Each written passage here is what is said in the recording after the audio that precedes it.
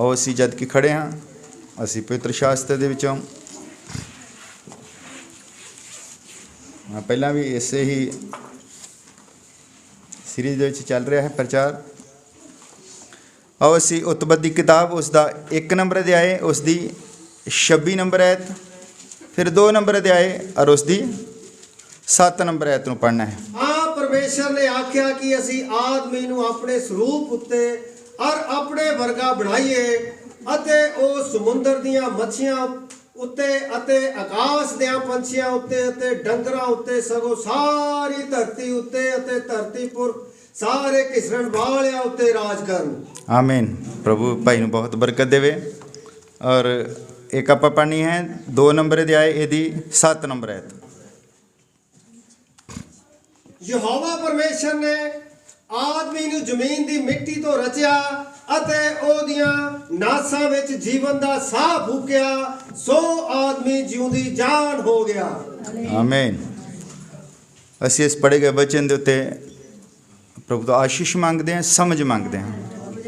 प्रभु तेरा बहुत धन्यवाद करते हैं इस वचन के लिए पिता जो तू साडे लिए रखा है। और पिता असी अपने आप को ही जान रहे हैं कि असी किस तरह धरती के उत्ते आए हैं। पिता असी किस तरह बने हैं प्रभु, तू सानू किस तरह बनाया है। और पिता तेरा बहुत धन्यवाद करते हैं पिता, तो साड़ी समझ नूं खोल, ये वचन साड़ी समझ विच आवे और सारे दे लई बरकत दा वसीला बने। ये दुआ प्रभु यीशु मसीह दे नाम विच मंगते हैं। हाँ तुसीं सब बैठ सकते हो।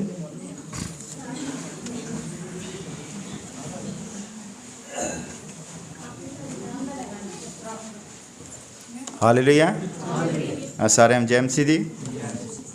हाँ अज असी ये पढ़िया है, ये पवित्र शास्त्र है, ये बाइबल जो है ये कोई मामूली किताब नहीं है। ये मैनुअल है साडे जीवन का। मैनुअल समझते की हुंदा, जब भी कोई प्रोडक्ट बनता है तो उहदे एक किताब बनती है, उन्होंने मैनुअल कहते हैं। ये बाइबल जो है ये साडा मैनुअल है और ये सानू दसदा है कि परमेश्वर ने इंसान को किस तरह बनाया। ये मैनुअल है। एक मैनुअल दे विच 3 चीज़ां हुंदियां हन। पहली चीज़ हुंदी है कि वो चीज़ बनी किदां है, उसका एक लोगो हुंदा है, उसकी क्वालिटी दसी जाती है, इदां बनी है, सारा कुछ हुंदा। और 2 नंबर ते हुंदी उसकी गारंटी, और 3 नंबर ते हुंदी है उसकी वारंटी। ध्यान दे नाल सुनियो। और जब परमेश्वर ने बनाया है तो असीं इह जानना उन्हें बनाया किदां है। उन्हें बंदे नूं 2 तरह बनाया।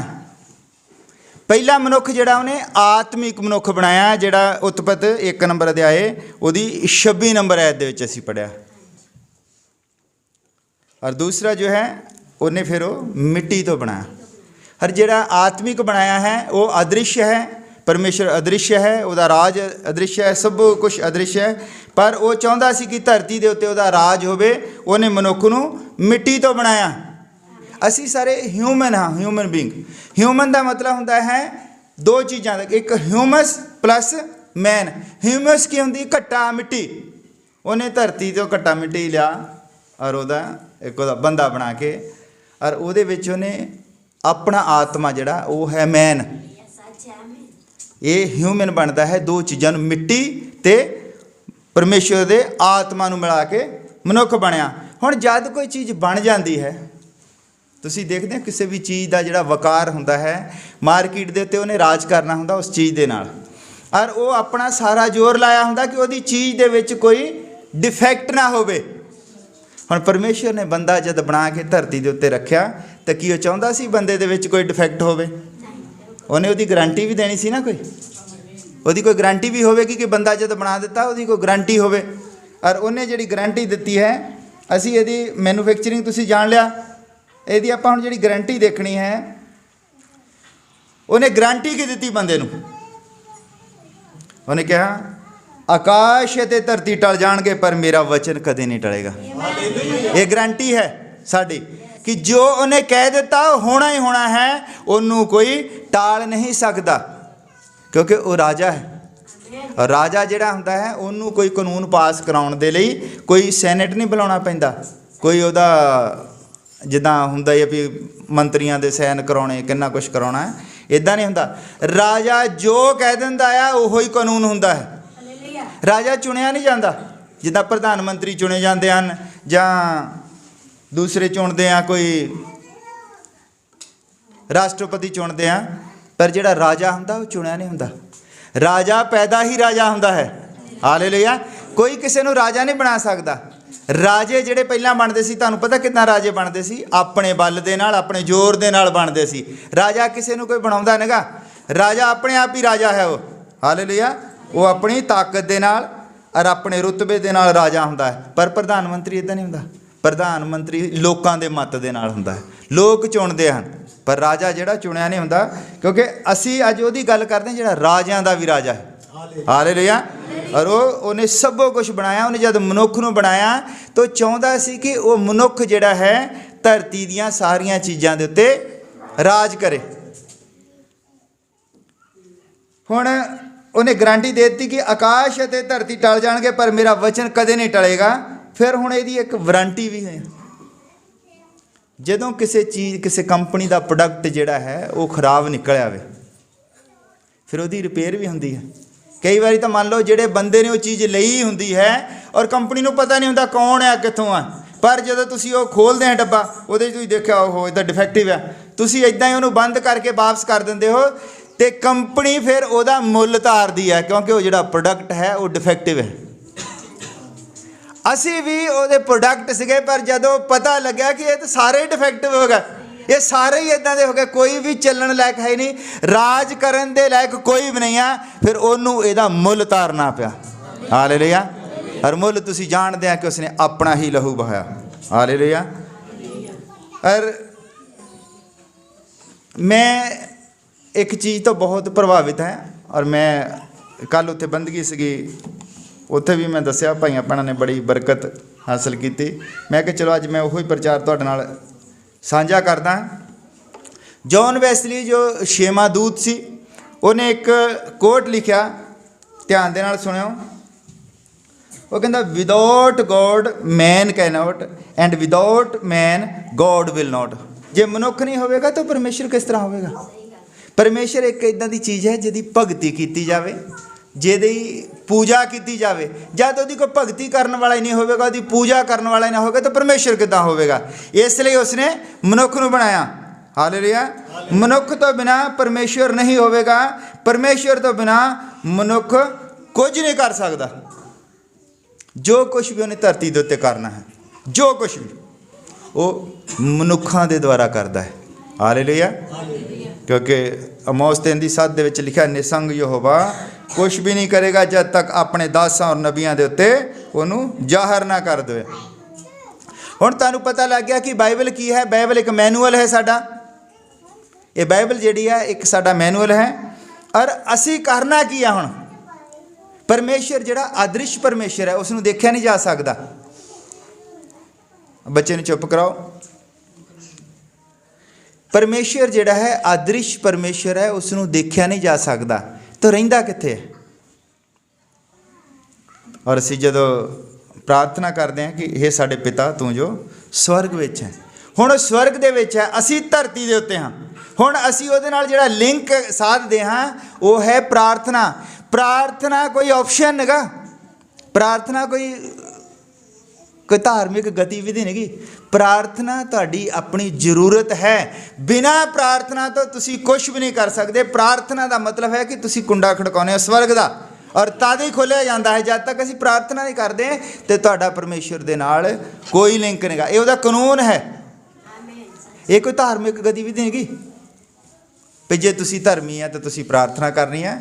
ਔਰ ਸਾਨੂੰ ਇਹ ਪਤਾ ਹੋਣਾ ਚਾਹੀਦਾ ਅਸੀਂ ਕਿਹਦੇ ਮੂਹਰੇ ਪ੍ਰਾਰਥਨਾ ਕਰਦੇ ਹਾਂ, ਕਿੱਦਾਂ ਪ੍ਰਾਰਥਨਾ ਕਰਦੇ ਹਾਂ। ਪ੍ਰਾਰਥਨਾ ਅਸੀਂ ਉਹਦੇ ਮੂਹਰੇ ਕਰਦੇ ਹਾਂ ਜਿਹੜਾ ਅਦ੍ਰਿਸ਼ ਪਰਮੇਸ਼ਰ ਹੈ, ਜਿਹੜਾ ਸਵਰਗ ਦੇ ਵਿੱਚ ਰਹਿੰਦਾ ਹੈ। ਔਰ ਬੰਦਾ ਜਿਹੜਾ ਹੈ ਸਵਰਗ ਤੱਕ ਪਹੁੰਚ ਕਰ ਹੀ ਨਹੀਂ ਸਕਦਾ। ਔਰ ਕਿੱਦਾਂ ਕਰ ਸਕਦਾ ਹੈ? ਜਦ ਉਹ ਪ੍ਰਾਰਥਨਾ ਕਰਦਾ ਹੈ। ਪ੍ਰਾਰਥਨਾ ਹਾਲਾਤਾਂ ਨੂੰ ਬਦਲ ਦਿੰਦੀ ਹੈ। ਪ੍ਰਾਰਥਨਾ ਤੋਂ ਬਿਨਾਂ ਪਰਮੇਸ਼ਰ ਨੂੰ ਖੁਸ਼ ਕੀਤਾ ਹੀ ਨਹੀਂ ਜਾ ਸਕਦਾ। ਬਿਨਾਂ ਪ੍ਰਾਰਥਨਾ ਤੋਂ ਕੁਝ ਵੀ ਨਹੀਂ ਕੀਤਾ ਜਾ ਸਕਦਾ। ਪ੍ਰਾਰਥਨਾ ਉਹ ਹਥਿਆਰ ਹੈ, ਪ੍ਰਾਰਥਨਾ ਉਹ ਚੀਜ਼ ਹੈ ਜਿਹਦੇ ਨਾਲ ਅਸੀਂ ਪਰਮੇਸ਼ਰ ਦੇ ਕੋਲ ਪਹੁੰਚਦੇ ਹਾਂ। ਹਾਲੇਲੂਇਆ। ਇਹ ਪਰਮੇਸ਼ਰ ਦਾ ਕਾਨੂੰਨ ਹੈ। ਇਸ ਤੋਂ ਬਿਨਾਂ ਉਹ ਤੁਹਾਡੀ ਨਹੀਂ ਸੁਣਦਾ ਜਦ ਤੱਕ ਤੁਸੀਂ ਪ੍ਰਾਰਥਨਾ ਨਹੀਂ ਕਰਦੇ ਹੋ। ਹੁਣ ਅਸੀਂ ਜਦ ਉੱਥੇ ਪ੍ਰਾਰਥਨਾ ਕਰਦੇ ਹਾਂ ਤਾਂ ਅਸੀਂ ਪਰਮੇਸ਼ਰ ਤੱਕ ਪਹੁੰਚ ਕਰਦੇ ਹਾਂ। ਹੁਣ ਪਰਮੇਸ਼ਰ ਨੇ ਜਦੋਂ ਧਰਤੀ ਦੇ ਉੱਤੇ ਪਹੁੰਚ ਕਰਨੀ ਹੈ, ਤਾਂ ਫਿਰ ਉਹਦਾ ਵੀ ਇੱਕ ਕਾਨੂੰਨ ਹੈ, ਪਰਮੇਸ਼ਰ ਨੂੰ ਮਨੁੱਖ ਬਣਨਾ ਪੈਣਾ। ਹਾਲੇਲੂਇਆ। ਜੇ ਤੱਕ ਉਹ ਮਨੁੱਖ ਨਹੀਂ ਬਣਦਾ ਉਹ ਧਰਤੀ ਦੇ ਉੱਤੇ ਪਹੁੰਚ ਨਹੀਂ ਕਰ ਸਕਦਾ। ਪਰਮੇਸ਼ਰ ਨੂੰ ਮਨੁੱਖ ਬਣਨਾ ਪੈਣਾ ਹੈ। ਹਾਲੇਲੂਇਆ। ਉਹਦਾ ਕਾਨੂੰਨ ਹੈ, ਉਹ ਆਪਣੇ ਕਾਨੂੰਨ ਤੋਂ ਬਾਹਰ ਕੁਝ ਵੀ ਨਹੀਂ ਕਰਦਾ। ਜੇ ਅਸੀਂ ਹੁਣ ਉਹਦੇ ਤੱਕ ਪਹੁੰਚ ਕਰਨੀ ਆ ਤੇ ਅਸੀਂ ਪ੍ਰਾਰਥਨਾ ਕਰਨੀ ਆ। ਜੇ ਪਰਮੇਸ਼ਰ ਨੇ ਧਰਤੀ ਤੱਕ ਪਹੁੰਚ ਕਰਨੀ ਆ ਤਾਂ ਉਹਨੇ ਮਨੁੱਖ ਬਣਨਾ, ਆਪਣੇ ਕਾਨੂੰਨ ਦੇ ਵਿੱਚ ਰਹਿੰਦਾ। ਪਰ ਇਹਦੇ ਵਿੱਚ ਇੱਕ ਚੀਜ਼ ਹੈ, ਜਿਹੜਾ ਸ਼ੈਤਾਨ ਹੈ ਉਹ ਅਨਲੀਗਲੀ ਕਰੀ ਜਾਂਦਾ ਸਭੋ ਕੁਛ, ਕਿਉਂਕਿ ਉਹ ਮਨੁੱਖ ਤਾਂ ਹੈ ਨਹੀਂ ਆ। ਸ਼ੈਤਾਨ ਨੇ ਵੀ ਜਦ ਕੁਛ ਕਰਨਾ ਹੈ ਤਾਂ ਉਹ ਕੀ ਕਰਦਾ ਹੈ, ਉਹ ਬੰਦੇ ਦਾ ਸਰੀਰ ਧਾਰਨ ਕਰਦਾ ਹੈ। ਹੁਣ ਮੈਂ ਤੁਹਾਨੂੰ ਦੱਸਦਾ ਕਿ ਬਹੁਤ ਜਦੋਂ ਚਰਚ ਦੇ ਵਿੱਚ ਜਿੱਥੇ ਲੋਕ ਇਕੱਠੇ ਹੁੰਦੇ ਹਨ ਉੱਥੇ ਪ੍ਰਾਰਥਨਾ ਕੀਤੀ ਜਾਂਦੀ ਹੈ ਕਿ ਆਪ ਪਵਿੱਤਰ ਆਤਮਾ, ਆਪ ਪਵਿੱਤਰ ਆਤਮਾ, ਕਿਉਂਕਿ ਸ਼ੈਤਾਨ ਨੇ ਵੀ ਰਾਜ ਸਥਾਪਿਤ ਕੀਤਾ ਹੁੰਦਾ ਧਰਤੀ ਦੇ ਉੱਤੇ। ਕਈ ਵਾਰ ਪਵਿੱਤਰ ਆਤਮਾ ਤਾਂ ਹਜੇ ਆਉਣਾ ਹੀ ਹੁੰਦਾ ਹੈ ਔਰ ਸ਼ੈਤਾਨ ਪਹਿਲਾਂ ਹੀ ਆ ਜਾਂਦਾ, ਔਰ ਉੱਥੇ ਕੀ ਹੁੰਦਾ ਕਿ ਉਹ ਲੋਕ ਭੁੜਕਣ ਲੱਗ ਪੈਂਦੇ ਆ, ਪਤਾ ਨਹੀਂ ਲੱਗਦਾ ਕਿੱਧਰ ਕੀ ਹੁੰਦਾ। ਉਹ ਸ਼ੈਤਾਨ ਨੇ ਵੀ ਧਰਤੀ ਦੇ ਉੱਤੇ ਆਪਣਾ ਰਾਜ ਸਥਾਪਿਤ ਕੀਤਾ। ਸ਼ੈਤਾਨ ਵੀ ਬੰਦਿਆਂ ਦੇ ਵਿੱਚ ਵੜਦਾ ਹੈ। ਸ਼ੈਤਾਨ ਵੀ ਆਪਣੀ ਭਗਤੀ ਕਰਾਉਣਾ ਚਾਹੁੰਦਾ ਹੈ, ਜਿੱਦਾਂ ਪਰਮੇਸ਼ਰ ਭਗਤੀ ਕਰਾਉਂਦਾ ਹੈ, ਸ਼ੈਤਾਨ ਵੀ ਆਪਣੀ ਭਗਤੀ ਕਰਾਉਣਾ ਚਾਹੁੰਦਾ ਹੈ। ਕਿਉਂਕਿ ਜਿਹੜਾ ਅਦ੍ਰਿਸ਼ ਉਹਦਾ ਰਾਜ ਹੈ ਅਸੀਂ ਨਹੀਂ ਸੀ ਦੇਖਿਆ, ਪਰ ਪਰਮੇਸ਼ਰ ਨੇ ਉਹ ਜੋ ਵੀ ਰਾਜ ਕਰਦਾ ਸੀ ਸ਼ੈਤਾਨ ਜਾਣਦਾ ਸੀ। ਸ਼ੈਤਾਨ ਉਸ ਰਾਜ ਦੇ ਵਿੱਚ ਸੀਗਾ। ਸ਼ੈਤਾਨ ਵੀ ਦੂਤ ਹੀ ਸੀਗਾ। ਸ਼ੈਤਾਨ ਨੂੰ ਪਤਾ ਹੈ ਕਿਸ ਤਰ੍ਹਾਂ ਭਗਤੀ ਕਰਦੇ ਆ ਲੋਕ ਔਰ ਕਿਸ ਤਰ੍ਹਾਂ ਇਹ ਸਭੋ ਕੁਝ ਹੁੰਦਾ ਹੈ, ਔਰ ਸ਼ੈਤਾਨ ਨੇ ਵੀ ਆਪਣਾ ਰਾਜ ਧਰਤੀ ਦੇ ਉੱਤੇ ਸਥਾਪਿਤ ਕੀਤਾ। ਔਰ ਮੈਂ ਤੁਹਾਨੂੰ ਦੱਸਦਾ ਕਿ ਜਿਹੜੀ ਪਰਾਈ ਭਾਸ਼ਾ ਬੋਲਦੇ ਆ ਲੋਕ ਸੰਗਤੀਆਂ ਦੇ ਵਿੱਚ, ਔਰ ਇਹ ਮੈਂ ਤੁਹਾਨੂੰ ਅੱਜ ਦੱਸਦਾ ਕਿ ਪਰਾਈ ਭਾਸ਼ਾ ਹੁੰਦੀ ਕੀ ਹੈ। ਔਰ ਪਰਮੇਸ਼ਰ ਨੇ ਜਦ ਇਹ ਸਭੋ ਕੁਝ ਹੋ ਗਿਆ ਔਰ ਉੱਥੇ ਕਿ ਨਿਮਰੋਦ ਰਾਜਾ ਪੈਦਾ ਹੋਇਆ। ਜਿਹੜੇ ਬਾਈਬਲ ਪੜ੍ਹਦੇ ਆ ਉਹਨਾਂ ਨੂੰ ਪਤਾ ਹੈ ਨਿਮਰੋਦ ਨੇ ਕੀ ਕੀਤਾ ਹੈ। ਔਰ ਸ਼ੈਤਾਨ ਜਿਹੜਾ ਹੁਣ ਨਿਮਰੋਦ ਦੇ ਵਿੱਚ ਦੇਹਧਾਰੀ ਹੋ ਗਿਆ, ਉਹਨੇ ਆਪਣਾ ਹੁਣ ਇੱਕ ਬਹੁਤ ਵੱਡਾ ਬੁਰਜ ਬਣਾਉਣਾ ਸ਼ੁਰੂ ਕਰ ਦਿੱਤਾ। ਔਰ ਉਹਦੇ ਵਿੱਚ ਕੀ ਆ ਕਿ ਮਨੁੱਖ ਜਿਹੜੇ ਹੈ ਇੱਕੋ ਹੀ ਭਾਸ਼ਾ ਬੋਲਦੇ ਸੀ। ਪਰਮੇਸ਼ਰ ਨੇ ਕੀ ਕੀਤਾ ਸੀ, ਉਸ ਭਾਸ਼ਾ ਦੇ ਵਿੱਚ ਗੜਬੜ ਪਾ ਦਿੱਤੀ। ਕਿਉਂਕਿ ਜੇ ਜੋ ਚਾਹਣਗੇ ਕਰ ਲੈਣਾ, ਇੱਕੋ ਹੀ ਭਾਸ਼ਾ ਆ। ਉਹ ਜੇ ਇੱਟਾਂ ਕਹਿੰਦੇ ਇੱਟਾਂ ਲਈ ਆਉਂਦੇ, ਸਭ ਕੁਝ ਬਣਾ ਕੇ ਤੇ ਲੱਗੇ ਆ ਆਪਣਾ ਬੁਰਜ ਸਥਾਪਿਤ ਕਰਨ ਵਾਸਤੇ। ਪਰਮੇਸ਼ਰ ਨੇ ਕੀ ਕੀਤਾ, ਉੱਥੇ ਉਹ ਭਾਸ਼ਾ ਦੇ ਵਿੱਚ ਗੜਬੜ ਪਾ ਦਿੱਤੀ। ਜੇ ਉਹ ਇੱਟਾਂ ਮੰਗਦੇ ਤਾਂ ਕੋਈ ਹੋਰ ਹੀ ਚੱਕੀ ਲਿਆਉਂਦਾ, ਕੁਛ ਹੋਰ ਚੀਜ਼ਾਂ। ਪਰਮੇਸ਼ਰ ਨੇ ਉੱਥੇ ਗੜਬੜ ਪਾ ਦਿੱਤੀ। ਔਰ ਇਹ ਜਿਹੜੀ ਗੜਬੜ ਪਾ ਦਿੱਤੀ ਹੁਣ ਉਹ ਪਰਮੇਸ਼ਰ ਹੈ, ਉਹਨੂੰ ਪਤਾ ਹੈ। ਹੁਣ ਜੇ ਗੜਬੜ ਇੱਦਾਂ ਹੀ ਬਣੀ ਰਹਿੰਦੀ ਤਾਂ ਫਿਰ ਕੰਮ ਕਿੱਦਾਂ ਚੱਲਣਾ ਸੀ। ਉਹਨੇ ਫਿਰ ਆਪਣੇ ਲੋਕਾਂ ਨੂੰ ਇੱਕ ਵਰਦਾਨ ਦਿੱਤਾ। ਉਹ ਇੱਕ ਲੋਕ ਜਿਹੜੇ ਹਨ ਉਹ ਸਵਰਗੀ ਦੂਤਾਂ ਦੀ ਭਾਸ਼ਾ ਵੀ, ਸਾਰੀਆਂ ਭਾਸ਼ਾ, ਉਹਨੂੰ ਇਹ ਭਾਸ਼ਾ ਦਾ ਵਰਦਾਨ ਦੇ ਦਿੱਤਾ ਉਹਨੇ ਸੰਗਤੀ ਦੇ ਵਿੱਚ, ਭਾਸ਼ਾ ਦਾ ਵਰਦਾਨ। ਫਿਰ ਜਿਹੜੀ ਮਰਜ਼ੀ ਕੋਈ ਭਾਸ਼ਾ ਬੋਲੇ ਉਹ ਦੂਜਿਆਂ ਨੂੰ ਸਮਝ ਆਉਣੀ ਚਾਹੀਦੀ ਹੈ। ਪਰ ਹੁੰਦਾ ਕੀ ਆ, ਕਈ ਵਾਰੀ ਉਹ ਭਾਸ਼ਾ ਵਿੱਚ ਇੱਕ ਬੰਦਾ ਹੈ ਸੰਗਤੀ ਦੇ ਵਿੱਚ, ਉਹ ਪਰਾਈ ਭਾਸ਼ਾ ਬੋਲੀ ਜਾਂਦਾ। ਕਈ ਵਾਰੀ ਤਾਂ ਮੈਂ ਦੇਖਿਆ ਸਾਰੀ ਸੰਗਤੀ ਬੋਲੀ ਜਾਂਦੀ ਪਰ ਸਮਝਣ ਵਾਲਾ ਹੈ ਕੋਈ ਨਹੀਂ, ਸਮਝਦਾ ਹੀ ਨਹੀਂ ਕੋਈ। ਪਰ ਉਹਨੇ ਵਰਦਾਨ ਦਿੱਤਾ ਵੀ ਉਹਨੂੰ ਸਮਝਦਾ ਵੀ ਹੋਵੇ ਕੋਈ। ਇੱਕ ਬੰਦਾ ਅਗਰ ਉਹ ਪਰਾਈ ਭਾਸ਼ਾ ਬੋਲਦਾ ਹੈ ਤੇ ਦੂਜੇ ਬੰਦੇ ਉਹਨੂੰ ਸਮਝਦੇ ਹੋਣ। ਇਹ ਪਰਮੇਸ਼ਰ ਦਾ ਪਲਾਨ ਸੀ, ਕਿਉਂਕਿ ਉਹਨੇ ਤਾਂ ਗੜਬੜ ਪਾਈ ਹੈ ਭਾਸ਼ਾਵਾਂ ਦੇ ਵਿੱਚ। ਪਰ ਹੁੰਦਾ ਕੀ ਹੈ, ਉਹ ਜਿਹੜਾ ਸ਼ੈਤਾਨ ਹੈ ਉਹ ਅੱਧ-ਪਚੱਦਾ ਕੰਮ ਕਰਦਾ ਹੈ। ਸ਼ੈਤਾਨ ਉਸ ਪ੍ਰੋਡਕਟ ਨੂੰ ਖਰਾਬ ਕਰਨਾ ਚਾਹੁੰਦਾ ਹੈ ਜਿਹੜਾ ਪਰਮੇਸ਼ਰ ਨੇ ਪ੍ਰੋਡਕਟ ਧਰਤੀ ਦੇ ਉੱਤੇ ਬਣਾ ਕੇ ਰੱਖਿਆ ਹੈ। ਉਹ ਪ੍ਰੋਡਕਟ ਜਿਹੜਾ ਹੋਰ ਕੋਈ ਨਹੀਂਗਾ, ਅਸੀਂ ਪ੍ਰੋਡਕਟ ਹੈ। ਔਰ ਜਦੋਂ ਕੋਈ ਪ੍ਰੋਡਕਟ ਬਣਦਾ ਹੈ ਤਾਂ ਉਹਦੇ ਇਸਤੇਮਾਲ ਕਰਨ ਦਾ ਜਿਹੜਾ ਮੈਨੂਅਲ ਹੁੰਦਾ ਹੈ, ਇੱਦਾਂ ਕਰਨਾ ਹੈ, ਇੱਦਾਂ ਨਹੀਂ ਕਰਨਾ। ਮੰਨ ਲਓ ਫੋਨ ਹੀ ਆ, ਲਾ ਲਓ ਇਹ ਫੋਨ ਹੈ ਤੇ ਇਹਦੇ ਜਿਹੜਾ ਡੱਬਾ ਹੁੰਦਾ ਆ ਉਹਦੇ ਉੱਤੇ ਲਿਖਿਆ ਹੈ ਇਹਨੂੰ ਪਾਣੀ ਦੇ ਵਿੱਚ ਨਹੀਂ ਪੈਣਾ ਚਾਹੀਦਾ, ਇਹਨੂੰ ਅੱਗ ਦੇ ਲਾਗੇ ਨਹੀਂ ਰੱਖਣਾ, ਇਹਨੂੰ ਮਤਲਬ ਬਹੁਤ ਕੁਝ ਲਿਖਿਆ ਹੁੰਦਾ ਹੈ।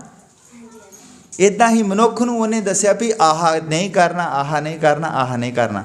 ਪਰ ਜਦ ਆਪਾਂ ਇਹਨੂੰ ਪਾਣੀ ਦੇ ਵਿੱਚ ਇਸਤੇਮਾਲ ਕਰਾਂਗੇ ਇਹ ਖਰਾਬ ਹੋ ਜਾਏਗਾ। ਮਤਲਬ ਅਸੀਂ ਕੰਪਨੀ ਦਾ ਜਿਹੜਾ ਰੂਲ ਸੀਗਾ ਉਹਨੂੰ ਤੋੜ ਦਿੱਤਾ। ਇੱਦਾਂ ਪਰਮੇਸ਼ਰ ਨੇ ਮਨੁੱਖ ਨੂੰ ਬਣਾਇਆ ਤੇ ਪਰਮੇਸ਼ਰ ਨੇ ਕਿਹਾ ਵੀ ਤੂੰ ਆਹ ਕੰਮ ਨਹੀਂ ਕਰਨਾ। ਪਰ ਜਦੋਂ ਬੰਦਾ ਉਹ ਕਰਦਾ ਆ ਤੇ ਪ੍ਰੋਡਕਟ ਜਿਹੜਾ ਉਹ ਖਰਾਬ ਹੋ ਗਿਆ।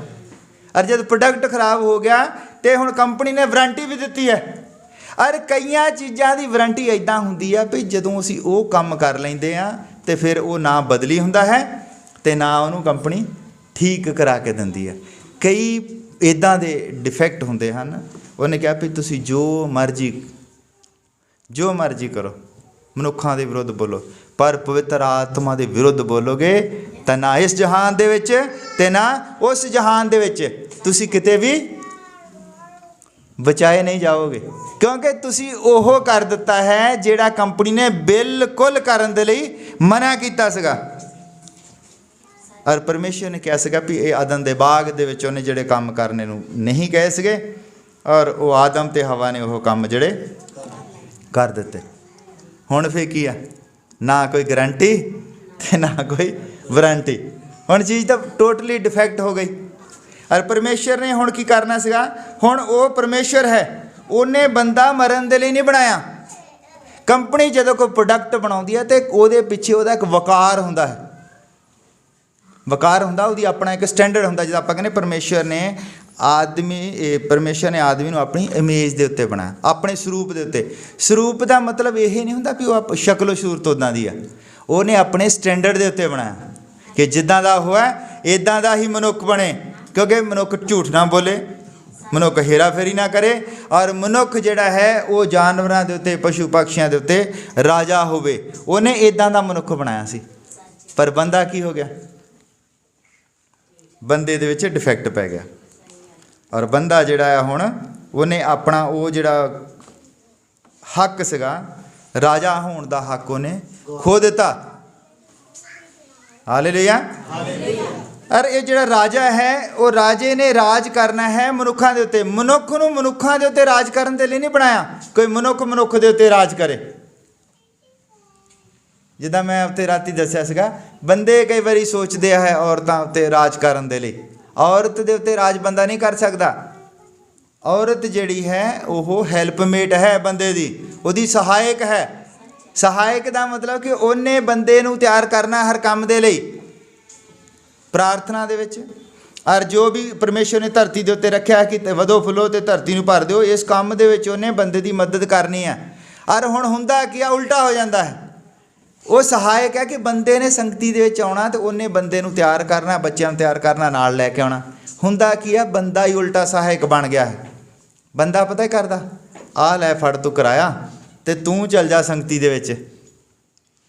ਹੁਣ ਇੱਥੇ ਪ੍ਰਾਰਥਨਾ ਜਿਹੜੀ ਹੈ, ਇਹ ਪ੍ਰਾਰਥਨਾ ਪਰਮੇਸ਼ਵਰ ਤੱਕ ਪਹੁੰਚ ਕਰਨ ਦਾ ਇੱਕ ਸਾਧਨ ਹੈ।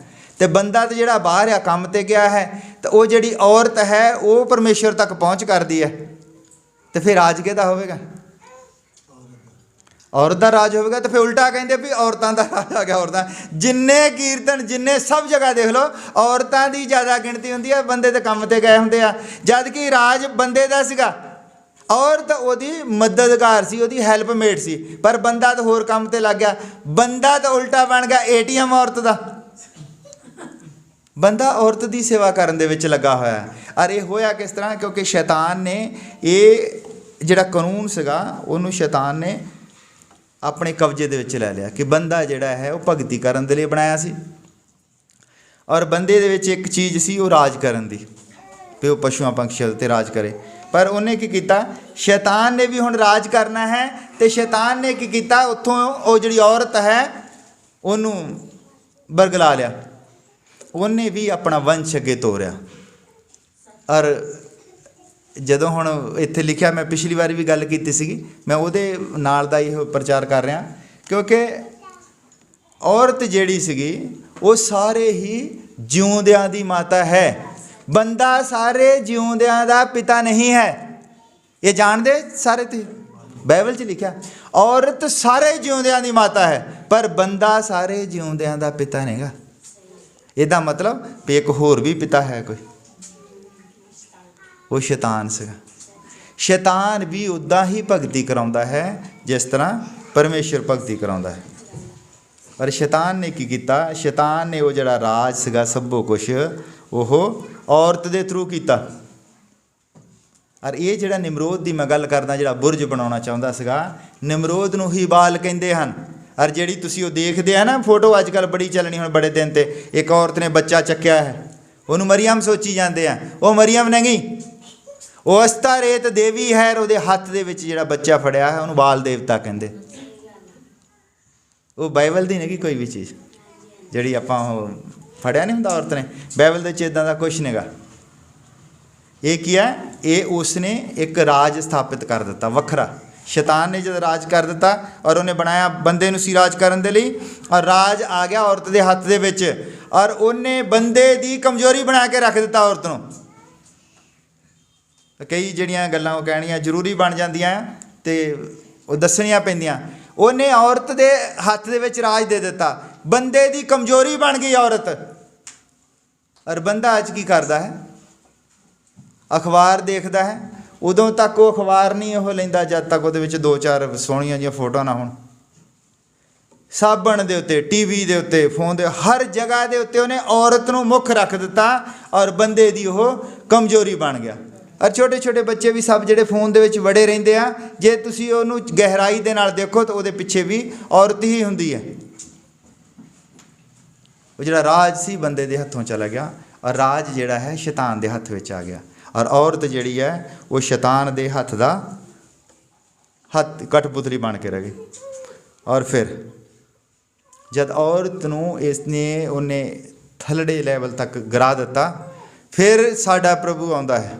ਉਹ ਕਹਿੰਦਾ ਕਿ ਜਿਹੜੀ ਔਰਤ ਨੂੰ ਇਹਨੇ ਥੱਲੜੇ ਲੈਵਲ ਤੱਕ ਗਿਰਾਇਆ ਹੈ ਤੂੰ, ਇਹਦਾ ਹੀ ਵੰਸ਼ ਇੱਕ ਦਿਨ ਤੇਰਾ ਸਿਰ ਕੁਚਲੇਗਾ।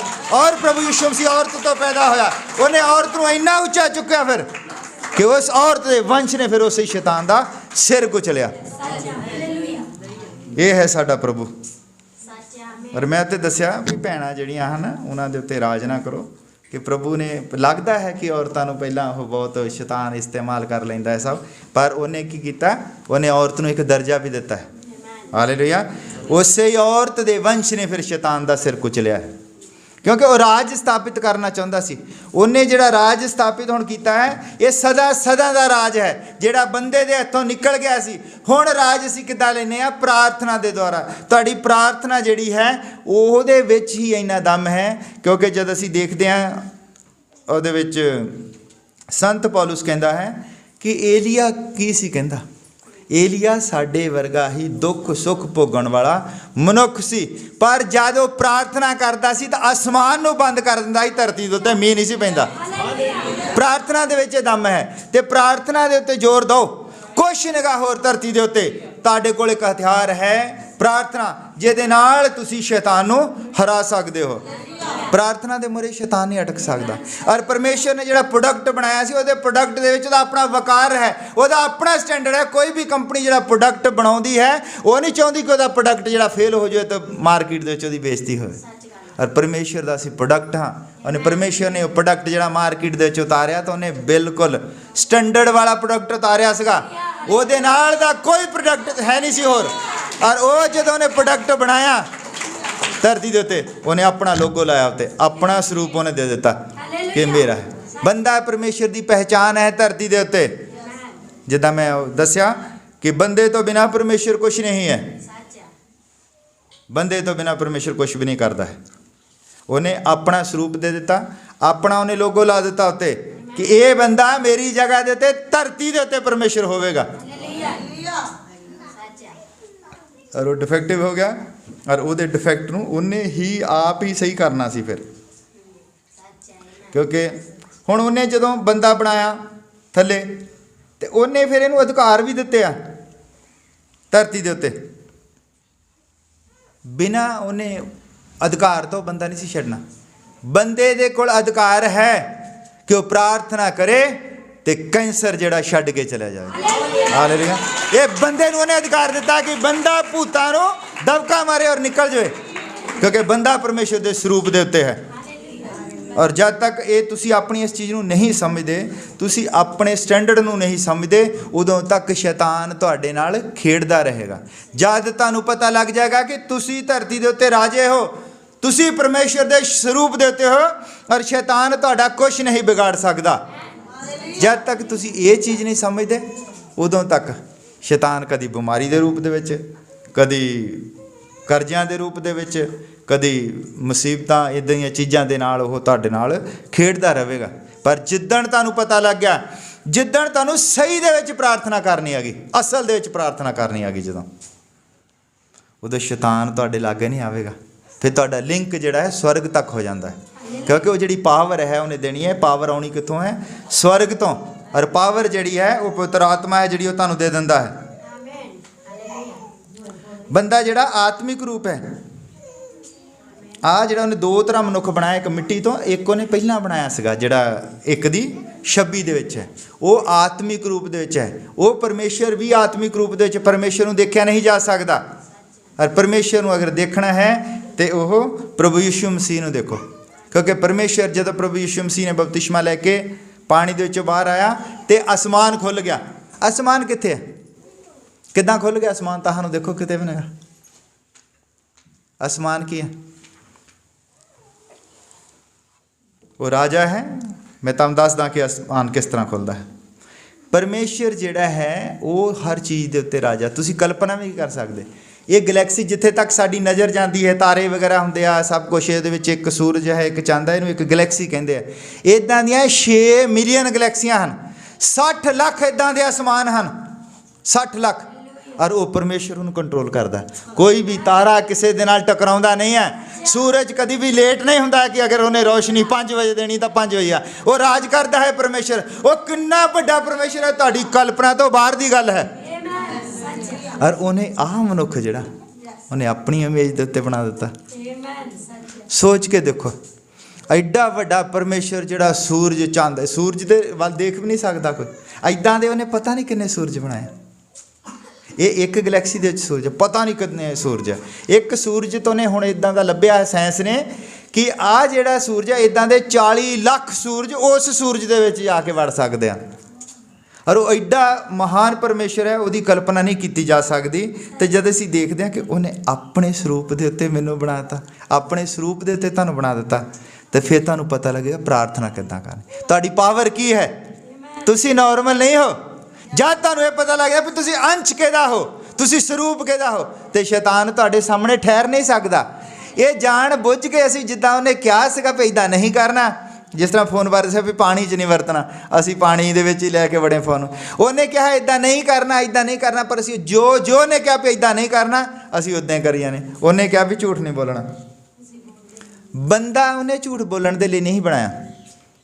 ਜਦੋਂ ਅਸੀਂ ਝੂਠ ਬੋਲਦੇ ਹਾਂ ਤਾਂ ਸਾਡਾ ਫੰਕਸ਼ਨ ਖਰਾਬ ਹੁੰਦਾ ਅੰਦਰਲੇ ਪਾਸੇ। ਕਈ ਵਾਰੀ ਨਾ, ਜਿੱਦਾਂ ਹੁਣ ਬੱਚਾ ਉਹ ਆਪਣੀ ਮਾਂ ਦੇ ਨਾਲ ਕਦੀ ਝੂਠ ਨਹੀਂ ਬੋਲ ਸਕਦਾ। ਉਹਨੂੰ ਪਹਿਲਾਂ ਪਤਾ ਲੱਗ ਜਾਂਦਾ ਵੀ ਹਾਂ ਦੇਖ ਕਿੰਨੀ ਸਫਾਈ ਦੇ ਨਾਲ ਝੂਠ ਬੋਲਦਾ। ਉਹਨੂੰ ਪਤਾ ਹੁੰਦਾ ਪਰ ਉਹ ਕਹਿੰਦੇ ਨਹੀਂ, ਕਿਉਂਕਿ ਉਹਦੇ ਹਾਵ ਭਾਵ ਬਦਲ ਜਾਂਦੇ ਆ। ਜੇ ਝੂਠ ਬੋਲਦਾ ਤਾਂ ਬੰਦਾ ਆਪਣੀ ਉੱਦਾਂ ਮੁਸਕਰਾ ਕੇ, ਜਿੱਦਾਂ ਸੱਚ ਬੋਲਦਾ ਖੁਸ਼ੀ ਦੇ ਨਾਲ, ਜ਼ੋਰ ਦੇ ਨਾਲ ਬੋਲਦਾ, ਨਹੀਂ ਮੈਂ ਨਹੀਂ ਇੱਦਾਂ ਕੀਤਾ, ਸੱਚਾ ਹੁੰਦਾ। ਜਦੋਂ ਝੂਠਾ ਹੁੰਦਾ ਉਹਦੀ એનર્ਜੀ ਖਤਮ ਹੋ ਗਈ ਹੁੰਦੀ ਹੈ, ਉਹ ਕੰਬਦਾ ਬੋਲਦਾ ਕਿ ਨਹੀਂ ਮੈਂ ਨਹੀਂ ਕੀਤਾ। ਔਰ ਪਤਾ ਹੁੰਦਾ ਆ ਸਾਹਮਣੇ ਜਿਹੜਾ ਬੰਦਾ ਜਿਹੜਾ ਉਹਦੇ ਨਾਲ ਵਰਤਦਾ ਹੁੰਦਾ, ਉਹਨੂੰ ਪਤਾ ਹੁੰਦਾ ਕਿ ਇਹ ਝੂਠ ਬੋਲ ਰਿਹਾ, ਕਿਉਂਕਿ ਉਹਦਾ ਫੰਕਸ਼ਨ ਖਰਾਬ ਹੋ ਜਾਂਦਾ। ਪਰਮੇਸ਼ਰ ਨੇ ਬੰਦੇ ਨੂੰ ਝੂਠ ਬੋਲਣ ਲਈ ਬਣਾਇਆ ਹੀ ਨਹੀਂ ਸੀਗਾ। ਬੰਦਾ ਬੰਦੇ ਦੇ ਨਾਲ ਹੇਰਾਫੇਰੀ ਨਹੀਂ ਕਰ ਸਕਦਾ। ਔਰ ਪਰਮੇਸ਼ਰ ਨੇ ਜਦ ਕਿਹਾ ਨਾ ਕਿ ਤੁਸੀਂ ਆਪਣੇ ਵੈਰੀ ਦੇ ਨਾਲ ਵੀ ਪ੍ਰੇਮ ਕਰੋ, ਇਹ ਨਿੱਕੀ ਗੱਲ ਨਹੀਂ ਗੀ, ਕਿਉਂਕਿ ਅਸੀਂ ਵੈਰ ਕਿਹਦੇ ਨਾਲ ਕਰਦੇ? ਮਨੁੱਖਾਂ ਦੇ ਨਾਲ। ਔਰ ਮਨੁੱਖ ਉਹਦਾ ਹੀ ਦੂਜਾ ਸਰੂਪ ਹੈ, ਉਹ ਸਾਡਾ ਹੀ ਇੱਕ ਭਾਗ ਹੈ, ਦੂਜਾ ਮਨੁੱਖ। ਔਰ ਇਹ ਵੈਰ ਕਿਹਨੇ ਕਰਨਾ ਸਿਖਾਇਆ? ਸ਼ੈਤਾਨ ਨੇ। ਇਹ ਸਾਡੇ ਵਿੱਚ ਡਿਫੈਕਟ ਪਾਉਂਦਾ। ਇਹ ਸਾਡਾ ਡਿਫੈਕਟ ਹੈ ਜਦ ਅਸੀਂ ਕਿਸੇ ਨਾਲ ਵੈਰ ਕਰਦੇ ਹਾਂ, ਜਦ ਅਸੀਂ ਦੂਜੇ ਨਾਲ ਝੂਠ ਬੋਲਦੇ ਹਾਂ। ਇਹਦੇ ਨਾਲ ਕੀ ਆ? ਸਾਡਾ ਜਿਹੜਾ ਪ੍ਰੋਡਕਟ ਹੈ, ਉਹਨੇ ਕਿਹਾ ਵੀ ਆਹ ਨਹੀਂ ਕਰਨਾ, ਤਾਂ ਉਹ ਜਿਹੜੀ ਮਸ਼ੀਨ ਹੈ ਸਾਡੀ, ਉਹ ਫਿਰ ਖਰਾਬ ਹੋ ਜਾਂਦੀ ਹੈ। ਔਰ ਉਹ ਮਸ਼ੀਨ ਨੂੰ ਠੀਕ ਕਰਨ ਦੇ ਲਈ ਵੀ ਉਹਨੇ ਫਿਰ ਬੰਦੋਬਸਤ ਕੀਤਾ ਹੈ। ਹਾਲੇਲੂਇਆ। ਮਨੁੱਖ ਹੇਰਾਫੇਰੀ ਕਰਨ ਦੇ ਲਈ, ਝੂਠ ਬੋਲਣ ਦੇ ਲਈ ਨਹੀਂ ਬਣਾਇਆ ਸੀ। ਉਹਨੇ ਜਿਹੜੇ 10 ਹੁਕਮ ਦਿੱਤੇ ਹਨ, ਉਹਨੇ ਜਿਹੜੇ ਪਹਿਲੇ 4 ਹੁਕਮ ਉਹਦੇ ਆਪਣੇ ਲਈ ਹੈ ਵੀ ਤੁਸੀਂ ਪਰਮੇਸ਼ਰ ਨੂੰ ਕਿੱਦਾਂ ਮੰਨਣਾ ਹੈ। ਫਿਰ ਅਗਲੇ ਜਿਹੜੇ 6 ਹੁਕਮ ਹਨ, ਉਹ ਜਿਹੜੇ ਹੁਕਮ ਹੈ ਉਹਨੇ ਸਾਨੂੰ ਇਹ ਦੱਸਿਆ ਵੀ ਅਸੀਂ ਸਮਾਜ ਦੇ ਵਿੱਚ ਕਿੱਦਾਂ ਰਹਿਣਾ ਹੈ। ਮਾਂ ਪਿਓ ਦਾ ਆਦਰ ਕਰਨਾ ਹੈ, ਝੂਠ ਨਹੀਂ ਬੋਲਣਾ ਹੈ, ਖੂਨ ਨਹੀਂ ਕਰਨਾ ਹੈ, ਵਿਵਚਾਰ ਨਹੀਂ ਕਰਨਾ ਹੈ, ਚੋਰੀ ਨਹੀਂ ਕਰਨੀ, ਆਪਣੇ ਗਵਾਂਢੀ ਉੱਤੇ ਝੂਠੀ ਗਵਾਹੀ ਨਾ ਦੇ, ਤੂੰ ਆਪਣੇ ਗਵਾਂਢੀ ਦੇ ਘਰ ਦੀ ਲਾਲਸਾ ਨਾ ਕਰ। ਔਰ ਇਹ ਸਾਰੇ 10 ਹੁਕਮ ਸੀਗੇ। ਪਰ ਜਦੋਂ ਪ੍ਰਭੂ ਯਿਸੂ ਮਸੀਹ ਆਇਆ, ਉਹਨੂੰ ਕਹਿੰਦੇ ਵੀ ਸਭ ਤੋਂ ਵੱਡਾ ਹੁਕਮ ਕੀ ਆ? ਔਰ ਉਹਨੇ 10 ਦੇ 10 2 ਹੀ ਹੁਕਮਾਂ ਦੇ ਵਿੱਚ ਉਹਨੇ ਲਪੇਟ ਕੇ ਉਹਨਾਂ ਨੂੰ ਦੱਸ ਦਿੱਤੇ ਕਿ ਸਭ ਤੋਂ ਵੱਡਾ ਹੁਕਮ ਹੈ ਕਿ ਤੂੰ ਆਪਣੇ ਪਰਮੇਸ਼ਰ ਦੀ ਪੂਰੇ ਤਨ ਮਨ ਔਰ ਧਨ ਦੇ ਨਾਲ ਸੇਵਾ ਕਰ, ਤੇ ਤੂੰ ਆਪਣੇ ਗਵਾਂਢੀ ਨੂੰ ਪ੍ਰੇਮ ਕਰ। ਜਦ ਗਵਾਂਢੀ ਨੂੰ ਬੰਦਾ ਪ੍ਰੇਮ ਕਰੇਗਾ ਤਾਂ ਫਿਰ ਝੂਠ ਕਿੱਦਾਂ ਬੋਲੇਗਾ? ਉਹ ਪ੍ਰੇਮ ਆਨਗਾ ਜਿਹੜਾ ਧਰਤੀ ਦਾ ਪ੍ਰੇਮ ਹੈ, ਚਾਪਲੂਸੀ ਇੱਦਾਂ ਨਹੀਂ। ਜੇ ਤੁਸੀਂ ਅਸਲ ਪ੍ਰੇਮ ਕਰਦੇ ਹੋ ਕਿਸੇ ਦੇ ਨਾਲ, ਜਿਹਦੇ ਨਾਲ ਵੀ, ਤੁਸੀਂ ਉਹਦੇ ਨਾਲ ਝੂਠ ਨਹੀਂ ਬੋਲ ਸਕਦੇ। ਤੁਹਾਨੂੰ ਪਤਾ ਹੈ ਉਹਦੇ ਨਾਲ ਝੂਠ ਬੋਲਾਂਗੇ, ਜਿਹਨੂੰ ਪਤਾ ਲੱਗ ਗਿਆ, ਤੇ ਉਹਨੂੰ ਤੁਸੀਂ ਖੋਣਾ ਨਹੀਂ ਚਾਹੁੰਦੇ। ਤੁਸੀਂ ਝੂਠ ਨਹੀਂ ਬੋਲ ਸਕਦੇ ਉਹਦੇ ਨਾਲ ਜਿਹਨੂੰ ਤੁਸੀਂ ਪ੍ਰੇਮ ਕਰਦੇ ਹੋ। ਤੁਸੀਂ ਉਹਦੇ ਨਾਲ ਹੇਰਾਫੇਰੀ ਨਹੀਂ ਕਰ ਸਕਦੇ ਹੋ। ਇਹ ਗੁਣ ਰੱਖਿਆ ਹੈ ਪਰਮੇਸ਼ਰ ਨੇ। ਜਦੋਂ ਉਹਨੇ ਬਣਾਇਆ ਤਾਂ ਉਹਨੇ ਸਭ ਕੁਝ ਤੁਹਾਡੇ ਵਿੱਚ ਰੱਖ ਕੇ ਉਹਨੇ ਦੱਸਿਆ ਵੀ ਤੁਸੀਂ ਇੱਦਾਂ ਨਹੀਂ ਕਰ ਸਕਦੇ, ਇੱਦਾਂ ਨਹੀਂ ਕਰ ਸਕਦੇ, ਇੱਦਾਂ ਨਹੀਂ ਕਰ ਸਕਦੇ। ਪਰ ਜੇ ਤੁਸੀਂ ਇੱਦਾਂ ਕਰੋਗੇ ਤਾਂ ਤੁਸੀਂ ਉਹਦੇ ਸਟੈਂਡਰਡ ਨੂੰ, ਜਿਹੜੀ ਕੰਪਨੀ ਹੈ ਉਹਦੇ ਸਟੈਂਡਰਡ ਨੂੰ ਤੁਸੀਂ ਖਰਾਬ ਕਰਦੇ ਹੋ। ਅਤੇ ਜਦੋਂ ਉਹ ਸਟੈਂਡਰਡ ਆ ਫਿਰ ਕਈ ਵਾਰੀ ਕਵਾੜੀਏ ਦੇ ਹੱਥ ਆ ਜਾਂਦਾ। ਜੋ ਚੀਜ਼ ਜ਼ਿਆਦਾ ਖਰਾਬ ਹੋ ਜਾਂਦੀ ਕਵਾੜੀਏ ਦੇ ਹੱਥ ਆ ਜਾਂਦੀ। ਕਵਾੜੀਆ ਕੌਣ ਆ? ਫਿਰ ਸ਼ੈਤਾਨ ਆ। ਉਹ ਫਿਰ ਜਿੱਦਾਂ ਮਰਜ਼ੀ ਉਹਨੂੰ ਕਰੇ। ਤੇ ਪਰਮੇਸ਼ਰ ਨੇ ਤੁਹਾਨੂੰ ਆਪਣੇ ਸਰੂਪ ਦੇ ਉੱਤੇ ਆਪਣੇ ਵਰਗਾ ਬਣਾਇਆ ਹੈ। ਜਦ ਬੰਦੇ ਨੂੰ ਇਹ ਪਤਾ ਲੱਗ ਜਾਂਦਾ ਨਾ ਵੀ ਮੈਂ ਪਰਮੇਸ਼ਰ ਦੇ ਸਰੂਪ ਦੇ ਉੱਤੇ ਹਾਂ, ਤੇ ਸ਼ੈਤਾਨ ਉਦਣ ਹੀ ਤੁਹਾਨੂੰ ਛੱਡ ਕੇ ਚਲਾ ਜਾਏਗਾ। ਤੁਹਾਡੇ ਵਿੱਚ ਉਦਣ ਹੀ ਨਾ ਥੋੜ੍ਹਾ, ਜੇ ਬੰਦਾ ਮੰਨ ਲਓ ਵੀ ਗੋਡਾ ਦੁਖਦਾ ਹੈ ਤਾਂ ਉਹ ਫਿਰ ਗੋਡੇ ਵੱਲ ਧਿਆਨ ਦੇਵੇ ਵੀ ਮੇਰਾ ਗੋਡਾ ਦੁਖਦਾ, ਅੱਛਾ ਇਹਦਾ ਮਤਲਬ ਵੀ ਸ਼ੈਤਾਨ ਨੇ ਕੁਛ ਕੀਤਾ। ਉਹ ਫਿਰ ਹਿੰਮਤ ਕਰਕੇ ਨਾ ਜਦੋਂ ਉੱਠਦਾ ਕਹਿੰਦਾ ਕੋਈ ਨਹੀਂ, ਇਹ ਗੋਡਾ ਭਾਵੇਂ ਦੁਖੀ ਜਾਵੇ, ਮੈਂ ਤਾਂ ਹੁਣ ਨਾ ਕੋਈ ਪਰਵਾਹ ਨਹੀਂ ਕਰਨੀ ਹੈ। ਔਰ ਫਿਰ ਉਹ ਸ਼ੈਤਾਨ ਦੇ ਉੱਤੇ ਜਿੱਤ ਪ੍ਰਾਪਤ ਕਰ ਲੈਂਦਾ। ਤੁਸੀਂ ਪ੍ਰਾਰਥਨਾ ਹੀ ਉਸ ਤਰੀਕੇ ਦੀ ਕਰਨੀ ਹੈ, ਕਿਉਂਕਿ ਪ੍ਰਭੂ ਯਿਸੂ ਮਸੀਹ ਨੇ ਕਿਹਾ ਕਿ ਮੇਰੀ ਪਾਤਸ਼ਾਹੀ ਇਹ ਧਰਤੀ ਦੀ ਪਾਤਸ਼ਾਹੀ ਨਹੀਂ ਗੀ, ਮੇਰੀ ਸਵਰਗ ਦੀ ਪਾਤਸ਼ਾਹੀ ਹੈ। ਔਰ ਸਵਰਗ ਦੀ ਪਾਤਸ਼ਾਹੀ ਹੈ ਕਿ ਜਦ ਤੁਸੀਂ ਪ੍ਰਾਰਥਨਾ ਕਰਦੇ ਹੋ ਤੇ ਸਵਰਗ ਜ਼ਿਆਦਾ ਦੂਰ ਨਹੀਂ ਗਾ। ਲੋਕ ਸੋਚਦੇ ਕਿ ਸਵਰਗ ਪਤਾ ਨਹੀਂ ਕਿੱਥੇ ਆ। ਸਵਰਗ ਜਿਹੜਾ ਹੈ ਤੁਹਾਡੇ ਆਸ-ਪਾਸ ਹੀ ਹੈ। ਸਵਰਗ ਤੁਸੀਂ ਆਪਣਾ ਮਾਹੌਲ ਬਣਾ ਦਿੰਦੇ ਹੋ ਸਵਰਗ ਵਾਲਾ। ਹਾਲੇਲੂਇਆ। ਸਵਰਗ ਹੋਰ ਕਿਤੇ ਨਹੀਂਗਾ। ਆਹਾ ਹੀ ਧਰਤੀ ਜਿਹੜੀ ਹੈ ਤੁਹਾਨੂੰ ਸਵਰਗ ਬਣਾ ਕੇ ਦਿੱਤੀ ਜਾਣੀ ਹੈ। ਆਹਾ ਹੀ ਧਰਤੀ। ਇਹ ਜਿਹੜੀ ਧਰਤੀ ਹੈ, ਪਹਿਲਾਂ ਤੁਸੀਂ ਉਤਪਤ ਪਹਿਲੇ ਦੇ ਵਿੱਚ ਦੇਖਦੇ ਕਿ ਪਾਣੀ ਦੇ ਵਿੱਚੋਂ ਕੱਢੀ ਗਈ ਹੈ। ਪਾਣੀ ਦੇ ਵਿੱਚੋਂ ਕੱਢੀ ਗਈ ਹੈ, ਇਹਦਾ ਮਤਲਬ ਉਹਨੇ ਪਹਿਲਾਂ ਪਾਣੀ ਦੇ ਵਿੱਚ ਰੱਖੀ ਹੈ। ਇਹ ਪਹਿਲਾਂ ਗਰਮ ਹੋ ਗਈ। ਜਦੋਂ ਉਹਨੇ ਪਹਿਲਾਂ ਧਰਤੀ ਨੂੰ ਨਾਸ਼ ਕੀਤਾ ਅੱਗ ਦੇ ਨਾਲ। ਅੱਗ ਇੱਕ ਇੱਦਾਂ ਦੀ ਚੀਜ਼ ਹੈ, ਜਿਹੜੇ ਡਾਕਟਰੀ ਪੇਸ਼ੇ ਨੂੰ ਸਮਝਦੇ ਆ, ਉਹ ਕੀਟਾਣੂਆਂ ਨੂੰ ਨਾਸ਼ ਕਰ ਦਿੰਦੀ। ਕੀਟਾਣੂ, ਛੋਟੇ ਤੋਂ ਛੋਟਾ ਕੀਟਾਣੂ ਵੀ ਰਹਿਣ ਨਹੀਂ ਦਿੰਦੀ। ਸਭ ਤੋਂ ਵਧੀਆ ਡਿਸਇਨਫੈਕਟ ਦੀ ਵਿਧੀ ਜਿਹੜੀ ਹੈ ਉਹ ਅੱਗ ਹੈ। ਜੋ ਕਿਸੇ ਚੀਜ਼ ਨੂੰ ਸ਼ੁੱਧ ਕਰਨਾ ਹੋਵੇ, ਅੱਗ ਤੋਂ ਵੱਡੀ ਕੋਈ ਚੀਜ਼ ਨਹੀਂ ਹੈ ਕਿਸੇ ਚੀਜ਼ ਨੂੰ ਸ਼ੁੱਧ ਕਰਨ ਦੇ ਲਈ। ਉਹਨੇ ਧਰਤੀ ਨੂੰ ਸ਼ੁੱਧ ਕਰਕੇ ਪਾਣੀ ਦੇ ਵਿੱਚ ਰੱਖਿਆ, ਔਰ ਧਰਤੀ ਜਿਹੜੀ ਆ ਉਹ ਗਰਮ ਹੋ ਗਈ, ਲਾਲ ਹੋ ਗਈ, ਔਰ ਫਿਰ ਉਹਨੇ ਇਹਨੂੰ ਦੁਬਾਰਾ ਕੱਢਿਆ। ਇੱਦਾਂ ਹੀ ਹੁਣ ਹੋਵੇਗਾ। ਇਹ ਧਰਤੀ ਆਪਣੇ ਸਾਰੇ ਕਾਰਾਗਰੀਆਂ ਸਣੇ ਸੜ ਬਲ ਜਾਵੇਗੀ, ਔਰ ਫਿਰ ਉਹਨੇ ਪਾਣੀ ਦੇ ਵਿੱਚ ਉਹਨੂੰ ਰੱਖਣਾ ਹੈ, ਔਰ ਫਿਰ ਉਹਦੇ 'ਚੋਂ ਠੰਡੀ ਕਰਕੇ ਫਿਰ ਤੁਹਾਨੂੰ ਦੇਣੀ ਹੈ। ਤੁਸੀਂ ਧਰਤੀ ਦੇ ਵਾਰਸ ਹੋਵੋਗੇ। ਤੁਹਾਡਾ ਰਾਜ ਹੋਵੇਗਾ। ਹਜ਼ਾਰਾਂ ਸਾਲ ਤੁਸੀਂ ਰਾਜ ਕਰਨਾ। ਆਹ ਜਿਹੜਾ ਜੀਵਨ ਹੈ, ਆਹ ਜਿਹੜਾ 50, 60 ਸਾਲ, 70 ਸਾਲ ਦਾ ਜੀਵਨ ਹੈ, ਇੱਥੇ ਤਾਂ ਅਸੀਂ ਕਈ ਵਾਰੀ ਫੇਲ ਹੋ ਜਾਂਦੇ। ਕਈ ਵਾਰੀ ਤਾਂ ਸਾਡਾ ਕਈ ਸਾਲ ਕਰਜ਼ੇ ਥੱਲੇ ਨਿਕਲ ਜਾਂਦੇ ਆ। ਬੰਦਾ ਸੌਂਦਾ ਹੀ ਨਹੀਂ ਚੱਜ ਦੇ ਨਾਲ। ਕਿੰਨੇ ਸਾਲ ਨਿਕਲ ਗਏ ਕਰਜ਼ੇ ਥੱਲੇ। ਫਿਰ ਮਾੜਾ ਮੋਟਾ ਬਿਮਾਰ ਹੋ ਗਿਆ, ਕਰਜ਼ਾ ਲਾਉਂਦਾ ਉਹ ਮੁੜ ਕੇ ਉਹ ਬਸ ਬਿਮਾਰੀ ਦੇ ਨਾਲ ਲੜਦੇ ਇੱਦਾਂ ਹੀ ਜੀਵਨ ਨਿਕਲ ਗਿਆ। ਪਰ ਇਹ ਜੀਵਨ ਜਿਹੜਾ ਹੈ, ਇਹ ਅਸੀਂ ਇਸ ਜੀਵਨ ਦੇ ਲਈ ਨਹੀਂ ਲੜਦੇ। ਇਹ ਜੀਵਨ ਤਾਂ ਜਿਹੜਾ ਦਿਨ ਚੜ੍ਹ ਗਿਆ ਇਹ ਨਿਕਲ ਹੀ ਜਾਣਾ ਹੈ। ਅਸੀਂ ਲੜਦੇ ਹਾਂ ਸਵਰਗ ਦੇ ਰਾਜ ਦੇ ਲਈ। ਅਰੇ ਸਵਰਗ ਦਾ ਰਾਜ ਜਿਹੜਾ ਹੈ ਉਹ ਉਹਨੇ ਉਸ ਇਮੇਜ ਨੂੰ ਦੇਣਾ ਹੈ ਜਿਹੜੀ ਪਹਿਲਾਂ ਇਮੇਜ ਸੀਗੀ ਸਾਡੀ, ਜਿਹੜਾ ਉਹਨੇ 2:26 ਦੇ ਵਿੱਚ ਬਣਾਇਆ ਵੀ ਤੁਸੀਂ ਆਤਮਿਕ ਰੂਪ ਹੋਵੋ। ਵਚਨ ਦੇ ਵਿੱਚ ਲਿਖਿਆ ਹੈ ਕਿ ਪਰਮੇਸ਼ਰ ਆਤਮਾ ਹੈ। ਜ਼ਰੂਰੀ ਹੈ ਕਿ ਉਹਦੀ ਭਗਤੀ ਸੱਚਾਈ ਔਰ ਆਤਮਾ ਦੇ ਵਿੱਚ ਕੀਤੀ ਜਾਵੇ। ਜਦ ਉਹਦੀ ਭਗਤੀ ਸੱਚਾਈ ਔਰ ਆਤਮਾ ਦੇ ਵਿੱਚ ਕੀਤੀ ਜਾਂਦੀ ਹੈ ਤਾਂ ਫਿਰ ਸਵਰਗ ਖੁੱਲ੍ਹਦਾ ਹੈ। ਸਵਰਗ ਜਦੋਂ ਖੁੱਲ੍ਹਦਾ ਹੈ ਤਾਂ ਫਿਰ ਪਵਿੱਤਰ ਜਿਹੜੀ ਪਾਵਰ ਹੈ, ਪਵਿੱਤਰ ਆਤਮਾ ਜਿਹੜਾ ਉਹ ਤੁਹਾਨੂੰ ਦਿੱਤਾ ਜਾਂਦਾ। ਫਿਰ ਤੁਸੀਂ ਜੋ ਚਾਹੁੰਦੇ ਹੋ ਔਰ ਉਹ ਹੀ ਹੋ ਜਾਂਦਾ ਹੈ। ਪ੍ਰਭੂ ਯਿਸੂ ਮਸੀਹ ਨੇ ਕਿਹਾ ਵੀ ਜੇ ਤੁਹਾਡੇ ਵਿੱਚ ਰਾਈ ਦੇ ਦਾਣੇ ਜਿੰਨਾ ਵਿਸ਼ਵਾਸ ਹੋਵੇ। ਉਹ ਰਾਈ ਦਾ ਦਾਣਾ ਨਿੱਕਾ ਜਿਹਾ ਹੁੰਦਾ ਹੈ। ਔਰ ਮੈਂ ਬਹੁਤ ਵਾਰੀ ਕਿਹਾ ਵੀ ਜਰਾ ਸੋਚੋ ਵੀ ਰਾਈ ਦੇ ਦਾਣੇ ਜਿੰਨਾ ਵੀ ਵਿਸ਼ਵਾਸ ਹੈ ਨਹੀਂਗਾ। ਰਾਈ ਦੇ ਦਾਣੇ ਜਿੰਨਾ ਵੀ ਵਿਸ਼ਵਾਸ ਹੈ ਨਹੀਂ ਬੰਦੇ 'ਚ। ਉਹ ਕਹਿੰਦਾ ਜੇ ਰਾਈ ਦੇ ਦਾਣੇ ਜਿੰਨਾ ਵਿਸ਼ਵਾਸ ਹੋਵੇ ਤਾਂ ਤੁਸੀਂ ਇਸ ਪਹਾੜ ਨੂੰ ਕਹੋ ਇੱਧਰੋਂ ਉੱਠ ਕੇ ਉੱਧਰ ਸਮੁੰਦਰ ਦੇ ਵਿੱਚ ਜਾ ਪਵੇ ਤਾਂ ਉਹ ਪੈ ਜਾਵੇਗਾ। ਹੁਣ ਉਹ ਜਿਹੜਾ ਪਹਾੜ ਹੈ ਉਹ ਪਹਾੜ ਆ ਨੇਗਾ। ਪਰਮੇਸ਼ਰ ਕੋਈ ਡਰਾਮੇ ਨਹੀਂ ਕਰਦਾ। ਉਹ ਜੋ ਕਹਿੰਦਾ ਹੈ ਉਹ ਕਰ ਦਿੰਦਾ। ਪਹਾੜ ਕੀ ਹੈ? ਤੁਹਾਡੀਆਂ ਮੁਸੀਬਤਾਂ, ਤੁਹਾਡੇ ਕਰਜ਼ੇ, ਤੁਹਾਡੇ ਕੇਸ, ਤੁਹਾਡੀਆਂ ਬਿਮਾਰੀਆਂ। ਜੇ ਤੁਹਾਡੇ ਵਿੱਚ ਰਾਈ ਦੇ ਦਾਣੇ ਜਿੰਨਾ ਵਿਸ਼ਵਾਸ, ਜਿੱਦਣ ਤੁਹਾਨੂੰ ਮਾੜਾ ਜਿਹਾ ਵੀ ਪਤਾ ਲੱਗਿਆ ਕਿ ਅਸੀਂ ਉਹਦੀ ਇਮੇਜ ਦੇ ਉੱਤੇ ਬਣੇ ਆ, ਔਰ ਤੁਹਾਨੂੰ ਬਿਮਾਰੀ ਆਪਣੇ ਆਪ ਛੱਡ ਕੇ ਚਲੀ ਜਾਏ। ਇਹ ਹੈ ਉਹਦਾ ਰਾਈ ਦੇ ਦਾਣੇ ਦਾ ਵਿਸ਼ਵਾਸ ਦਾ ਮਤਲਬ। ਔਰ ਪਹਾੜ ਜਿਹੜਾ ਇਹ ਮੁਸੀਬਤਾਂ ਦੇ ਪਹਾੜ ਹਨ। ਸਾਰੇ ਪਹਾੜ ਹਨ ਜਿਹੜੇ ਉਹ, ਕਿਉਂਕਿ ਅਸੀਂ ਤਾਂ ਨਹੀਂ ਦੇਖਿਆ ਪੂਰੀ ਬਾਈਬਲ ਦੇ ਵਿੱਚ ਕਿਸੇ ਵੀ ਚੇਲੇ ਨੇ ਕਿਹਾ ਹੋਵੇ ਵੀ ਆਹ ਪਹਾੜ ਨੂੰ ਉੱਥੇ ਸਮੁੰਦਰ 'ਚ ਪਿਆ। ਦਰਅਸਲ ਪਹਾੜ ਸਾਡੀਆਂ ਮੁਸੀਬਤਾਂ ਹਨ।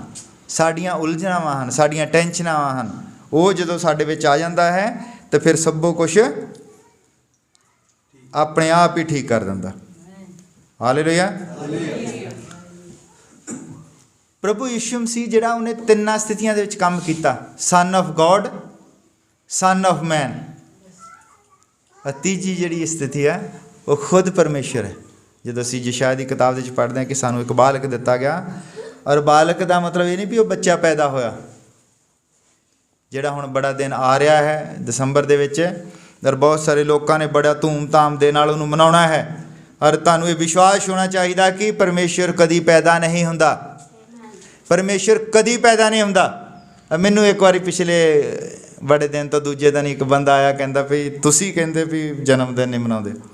ਮੈਂ ਕਿਹਾ ਉਹ ਮੇਰਾ ਰੱਬ ਹੈ, ਔਰ ਮੇਰਾ ਰੱਬ ਕਦੀ ਪੈਦਾ ਨਹੀਂ ਹੁੰਦਾ। ਉਹ ਅਨੰਤ ਪਰਮੇਸ਼ਰ ਹੈ, ਉਹ ਧਰਤੀ ਬਣਾਉਣ ਤੋਂ ਪਹਿਲਾਂ ਵੀ ਸੀ, ਔਰ ਧਰਤੀ ਖਤਮ ਹੋ ਜਾਏਗੀ ਤਾਂ ਵੀ ਰਹੇਗਾ, ਉਹ ਪੈਦਾ ਨਹੀਂ ਹੁੰਦਾ, ਉਹ ਅਨੰਤ ਪਰਮੇਸ਼ਰ। ਜਦ ਤੁਸੀਂ ਇੱਥੇ ਤੱਕ ਚੱਲ ਜਾਓ ਤੁਹਾਨੂੰ ਇਹ ਸਮਝ ਲੱਗ ਜਾਏਗੀ ਕਿ ਸਾਡਾ ਪ੍ਰਭੂ ਪੈਦਾ ਨਹੀਂ ਹੁੰਦਾ ਹੈ। ਔਰ ਯੋਹਨਾ ਦੀ ਕਿਤਾਬ ਤੁਸੀਂ ਸਾਰੇ ਪੜ੍ਹੋ, ਉਹ ਕਹਿੰਦਾ ਮੈਂ ਸਵਰਗ ਤੋਂ ਉਤਰਿਆ ਹਾਂ ਤੇ ਸਵਰਗ ਦੇ ਵਿੱਚ ਹੀ ਵਾਪਸ ਜਾਂਦਾ। ਉਹ ਕਹਿੰਦਾ ਮੈਂ ਸਵਰਗ ਤੋਂ ਉਤਰੀ ਹੋਈ ਰੋਟੀ ਹਾਂ। ਹਾਲੇਲੂਇਆ। ਉਹ ਕਿਸੇ ਇੱਕ ਕਾਨੂੰਨ ਹੈ, ਜਿੱਦਾਂ ਅਸੀਂ ਸਵਰਗ ਤੱਕ ਪਹੁੰਚਣਾ ਹੈ ਤਾਂ ਸਾਨੂੰ ਪ੍ਰਾਰਥਨਾ ਕਰਨੀ ਪੈਣੀ ਹੈ, ਸਾਨੂੰ ਉਹ ਆਤਮਾ ਸਰੂਪ ਬਣਨਾ ਪੈਣਾ ਹੈ ਜਿਹੜਾ ਉਹਨੇ ਮਨੁੱਖ ਬਣਾਇਆ ਸੀ। ਔਰ ਜਦ ਪਰਮੇਸ਼ਰ ਨੇ ਧਰਤੀ ਦੇ ਉੱਤੇ ਆਉਣਾ ਹੈ ਤਾਂ ਉਹਨੂੰ ਮਨੁੱਖ ਬਣਨਾ ਪੈਣਾ। ਆਤਮਾ ਹੈ, ਆਤਮਾ ਨੂੰ ਦੇਖਿਆ ਨਹੀਂ ਜਾ ਸਕਦਾ, ਆਤਮਾ ਨੂੰ ਦੇਖਣਾ ਹੈ ਤਾਂ ਉਹਨੂੰ ਲਹੂ ਅਤੇ ਪਾਣੀ ਚਾਹੀਦਾ ਹੈ, ਔਰ ਉਹਨੇ ਧਰਤੀ ਤੋਂ ਲਿਆ, ਔਰ ਉਹ ਤਾਂ ਕਿ ਉਸ ਆਤਮਾ ਨੂੰ ਦੇਖਿਆ ਜਾ ਸਕੇ। ਔਰ ਪੈਦਾ ਹੋਣ ਵਾਲਾ ਕੋਈ ਚੱਕਰ ਨਹੀਂਗਾ, ਕਿਉਂਕਿ ਜਦ ਉੱਥੇ ਤੁਸੀਂ ਦੇਖਦੇ ਆ ਪਵਿੱਤਰ ਆਤਮਾ ਦੁਆਰਾ ਗਰਭਵਤੀ ਹੋਈ, ਤੇ ਫਿਰ ਪਰਮੇਸ਼ਰ ਦਾ ਪਿਤਾ ਕੌਣ ਹੋਇਆ? ਪ੍ਰਭੂ ਯਿਸੂ ਮਸੀਹ ਦਾ ਪਿਤਾ ਕੌਣ ਹੋਇਆ? ਆਤਮਾ। ਆਤਮਾ ਪਿਤਾ ਹੋਇਆ। ਤਾਂ ਉਹ ਕਹਿੰਦਾ ਕਿ ਮੈਂ ਜਗਤ ਦੇ ਅੰਤ ਤੱਕ ਤੁਹਾਡੇ ਨਾਲ ਹਾਂ। ਉਹ ਤਾਂ ਹੁਣ ਆ ਗਿਆ, ਉਹ 33.5 ਸਾਲ ਧਰਤੀ ਦੇ ਉੱਤੇ ਰਿਹਾ, ਚਲਾ ਗਿਆ, ਤੇ ਜਗਤ ਦੇ ਅੰਤ ਤੱਕ ਕਿੱਦਾਂ ਸਾਡੇ ਨਾਲ ਹੈ? ਆਤਮਾ ਦੇ ਵਿੱਚ। ਔਰ ਉਹ ਆਤਮਾ ਹੁਣ ਥੋੜ੍ਹੀ ਬਣ ਗਿਆ, ਹੁਣ ਥੋੜ੍ਹੀ ਬਣਿਆ। ਉਤਪਤ ਜਿਹੜੀ ਪਹਿਲੀ ਆਇਤ ਹੈ ਉਹਦੇ ਵਿੱਚ ਵੀ ਉਹ ਆਤਮਾ ਹੀ ਸੀ, ਆਤਮਾ ਹੀ ਪਾਣੀਆਂ ਦੇ ਉੱਤੇ ਤੁਰਿਆ ਫਿਰਦਾ ਸੀ। ਜਦ ਯਿਸੂ ਮਸੀਹ ਆਇਆ ਝੀਲ ਦੇ ਉੱਤੇ, ਜਦ ਝੀਲ ਦੇ ਉੱਤੇ ਆਇਆ, ਔਰ ਚੇਲੇ ਜਿਹੜੇ ਆ ਦੇਖਦੇ ਕਹਿੰਦੇ ਇੱਦਾਂ ਲੱਗਦਾ ਵੀ ਕੋਈ ਆਤਮਾ ਤੁਰਿਆ ਆਉਂਦਾ। ਉਹ ਪ੍ਰਭੂ ਯਿਸੂ ਮਸੀਹ ਉਹਨਾਂ ਨੂੰ ਦੱਸ ਰਿਹਾ ਕਿ ਮੈਂ ਹੀ ਸੀ ਜਿਹੜਾ ਧਰਤੀ ਬਣਾਉਣ ਤੋਂ ਪਹਿਲਾਂ ਪਾਣੀਆਂ ਦੇ ਉੱਤੇ ਤੁਰਿਆ ਫਿਰਦਾ ਸੀ। ਫਿਰ ਉਹ ਪੈਦਾ ਕਿੱਦਾਂ ਹੋਵੇਗਾ? ਉਹ ਪੈਦਾ ਨਹੀਂ ਹੁੰਦਾ, ਉਹ ਰੱਬ ਹੈ, ਉਹ ਨਾਰਮਲ ਮਨੁੱਖ ਨੇਗਾ। ਆਹ ਜਿਹੜੀ ਫੋਟੋ ਲਾਈ ਹੈ ਨਾ, ਬਹੁਤ ਸਾਰੇ ਲੋਕ ਪੁੱਛਦੇ ਵੀ ਤੁਸੀਂ ਫੋਟੋ ਲਾਈ ਹੈ। ਅਸੀਂ ਇਹਦੀ ਪੂਜਾ ਨਹੀਂ ਕਰਦੇ, ਅਸੀਂ ਮੂਰਤਿਕ ਪੂਜਕ ਨਹੀਂ ਹੈ। ਇਹ ਇੱਕ ਅਪਰੂਵਲ ਹੈ ਕਿ ਪਰਮੇਸ਼ਰ ਜਦੋਂ ਪੈਦਾ ਹੋਇਆ ਤਾਂ ਮਨੁੱਖ ਵਰਗਾ ਸੀ, ਤਾਂ ਮਨੁੱਖ ਇੱਦਾਂ ਦਾ ਹੁੰਦਾ। ਜਦ ਅਸੀਂ ਦੇਖਦੇ ਹਾਂ ਅੱਛਾ ਅਸੀਂ ਵੀ ਇੱਦਾਂ ਦੇ ਹੀ ਹਾਂ, ਤੇ ਅਸੀਂ ਆਪਣੇ ਆਪ ਨੂੰ ਦੇਖਦੇ ਹਾਂ ਵੀ ਪਰਮੇਸ਼ਰ ਸਾਡੇ ਵਰਗਾ ਸੀ। ਇਹ ਅਪਰੂਵਲ ਹੈ, ਇਹ ਕੋਈ ਮੂਰਤੀ ਨਹੀਂ ਗੀ, ਨਾ ਅਸੀਂ ਇੰਨੀ ਕੋਈ ਪੂਜਾ ਕਰਦੇ, ਨਾ ਕੋਈ ਮੱਥੇ ਟੇਕਦੇ ਹਾਂ। ਇਹ ਤਾਂ ਸਿਰਫ ਉੱਦਾਂ ਹੈ ਕਿ ਪਰਮੇਸ਼ਰ ਮਨੁੱਖ ਵਰਗਾ ਬਣਿਆ। ਹਾਲੇਲੂਇਆ। ਪਰਮੇਸ਼ਰ ਮਨੁੱਖ ਵਰਗਾ ਹੋਇਆ, ਇੱਦਾਂ ਦਾ ਪੈਦਾ ਹੋਇਆ। ਜਦ ਧਰਤੀ ਦੇ ਉੱਤੇ ਆਇਆ ਤਾਂ ਉਹਨੇ ਇੱਦਾਂ ਦਾ ਸਰੂਪ ਧਾਰਿਆ। ਇਹ ਅਪਰੂਵਲ ਹੈ ਸਿਰਫ, ਹੋਰ ਕੁਛ ਨਹੀਂਗਾ। ਅਸੀਂ ਮੂਰਤੀਆਂ ਨੂੰ ਮੱਥੇ ਨਹੀਂ ਟੇਕਦੇ। ਔਰ ਪਰਮੇਸ਼ਰ ਹਰ ਚੀਜ਼ ਤੁਹਾਨੂੰ ਮਾफ़ ਕਰ ਦਿੰਦਾ, ਸਭੋ ਕੁਛ। ਤੁਸੀਂ ਜਿੰਨਾ ਮਰਜ਼ੀ ਵੱਡਾ ਗੁਨਾਹ ਕੀਤਾ ਹੋਵੇ, ਜਿੰਨਾ ਮਰਜ਼ੀ ਪਾਪੀ ਤੁਹਾਡਾ ਜੀਵਨ ਹੋਵੇ, ਪਰ ਜਦ ਤੁਸੀਂ ਪਰਮੇਸ਼ਰ ਦੀ ਮਹਿਮਾ ਕਿਸੇ ਮੂਰਤੀ ਨੂੰ ਦਿੰਦੇ ਹੋ, ਪਰਮੇਸ਼ਰ ਮਾफ़ ਨਹੀਂ ਕਰਦਾ।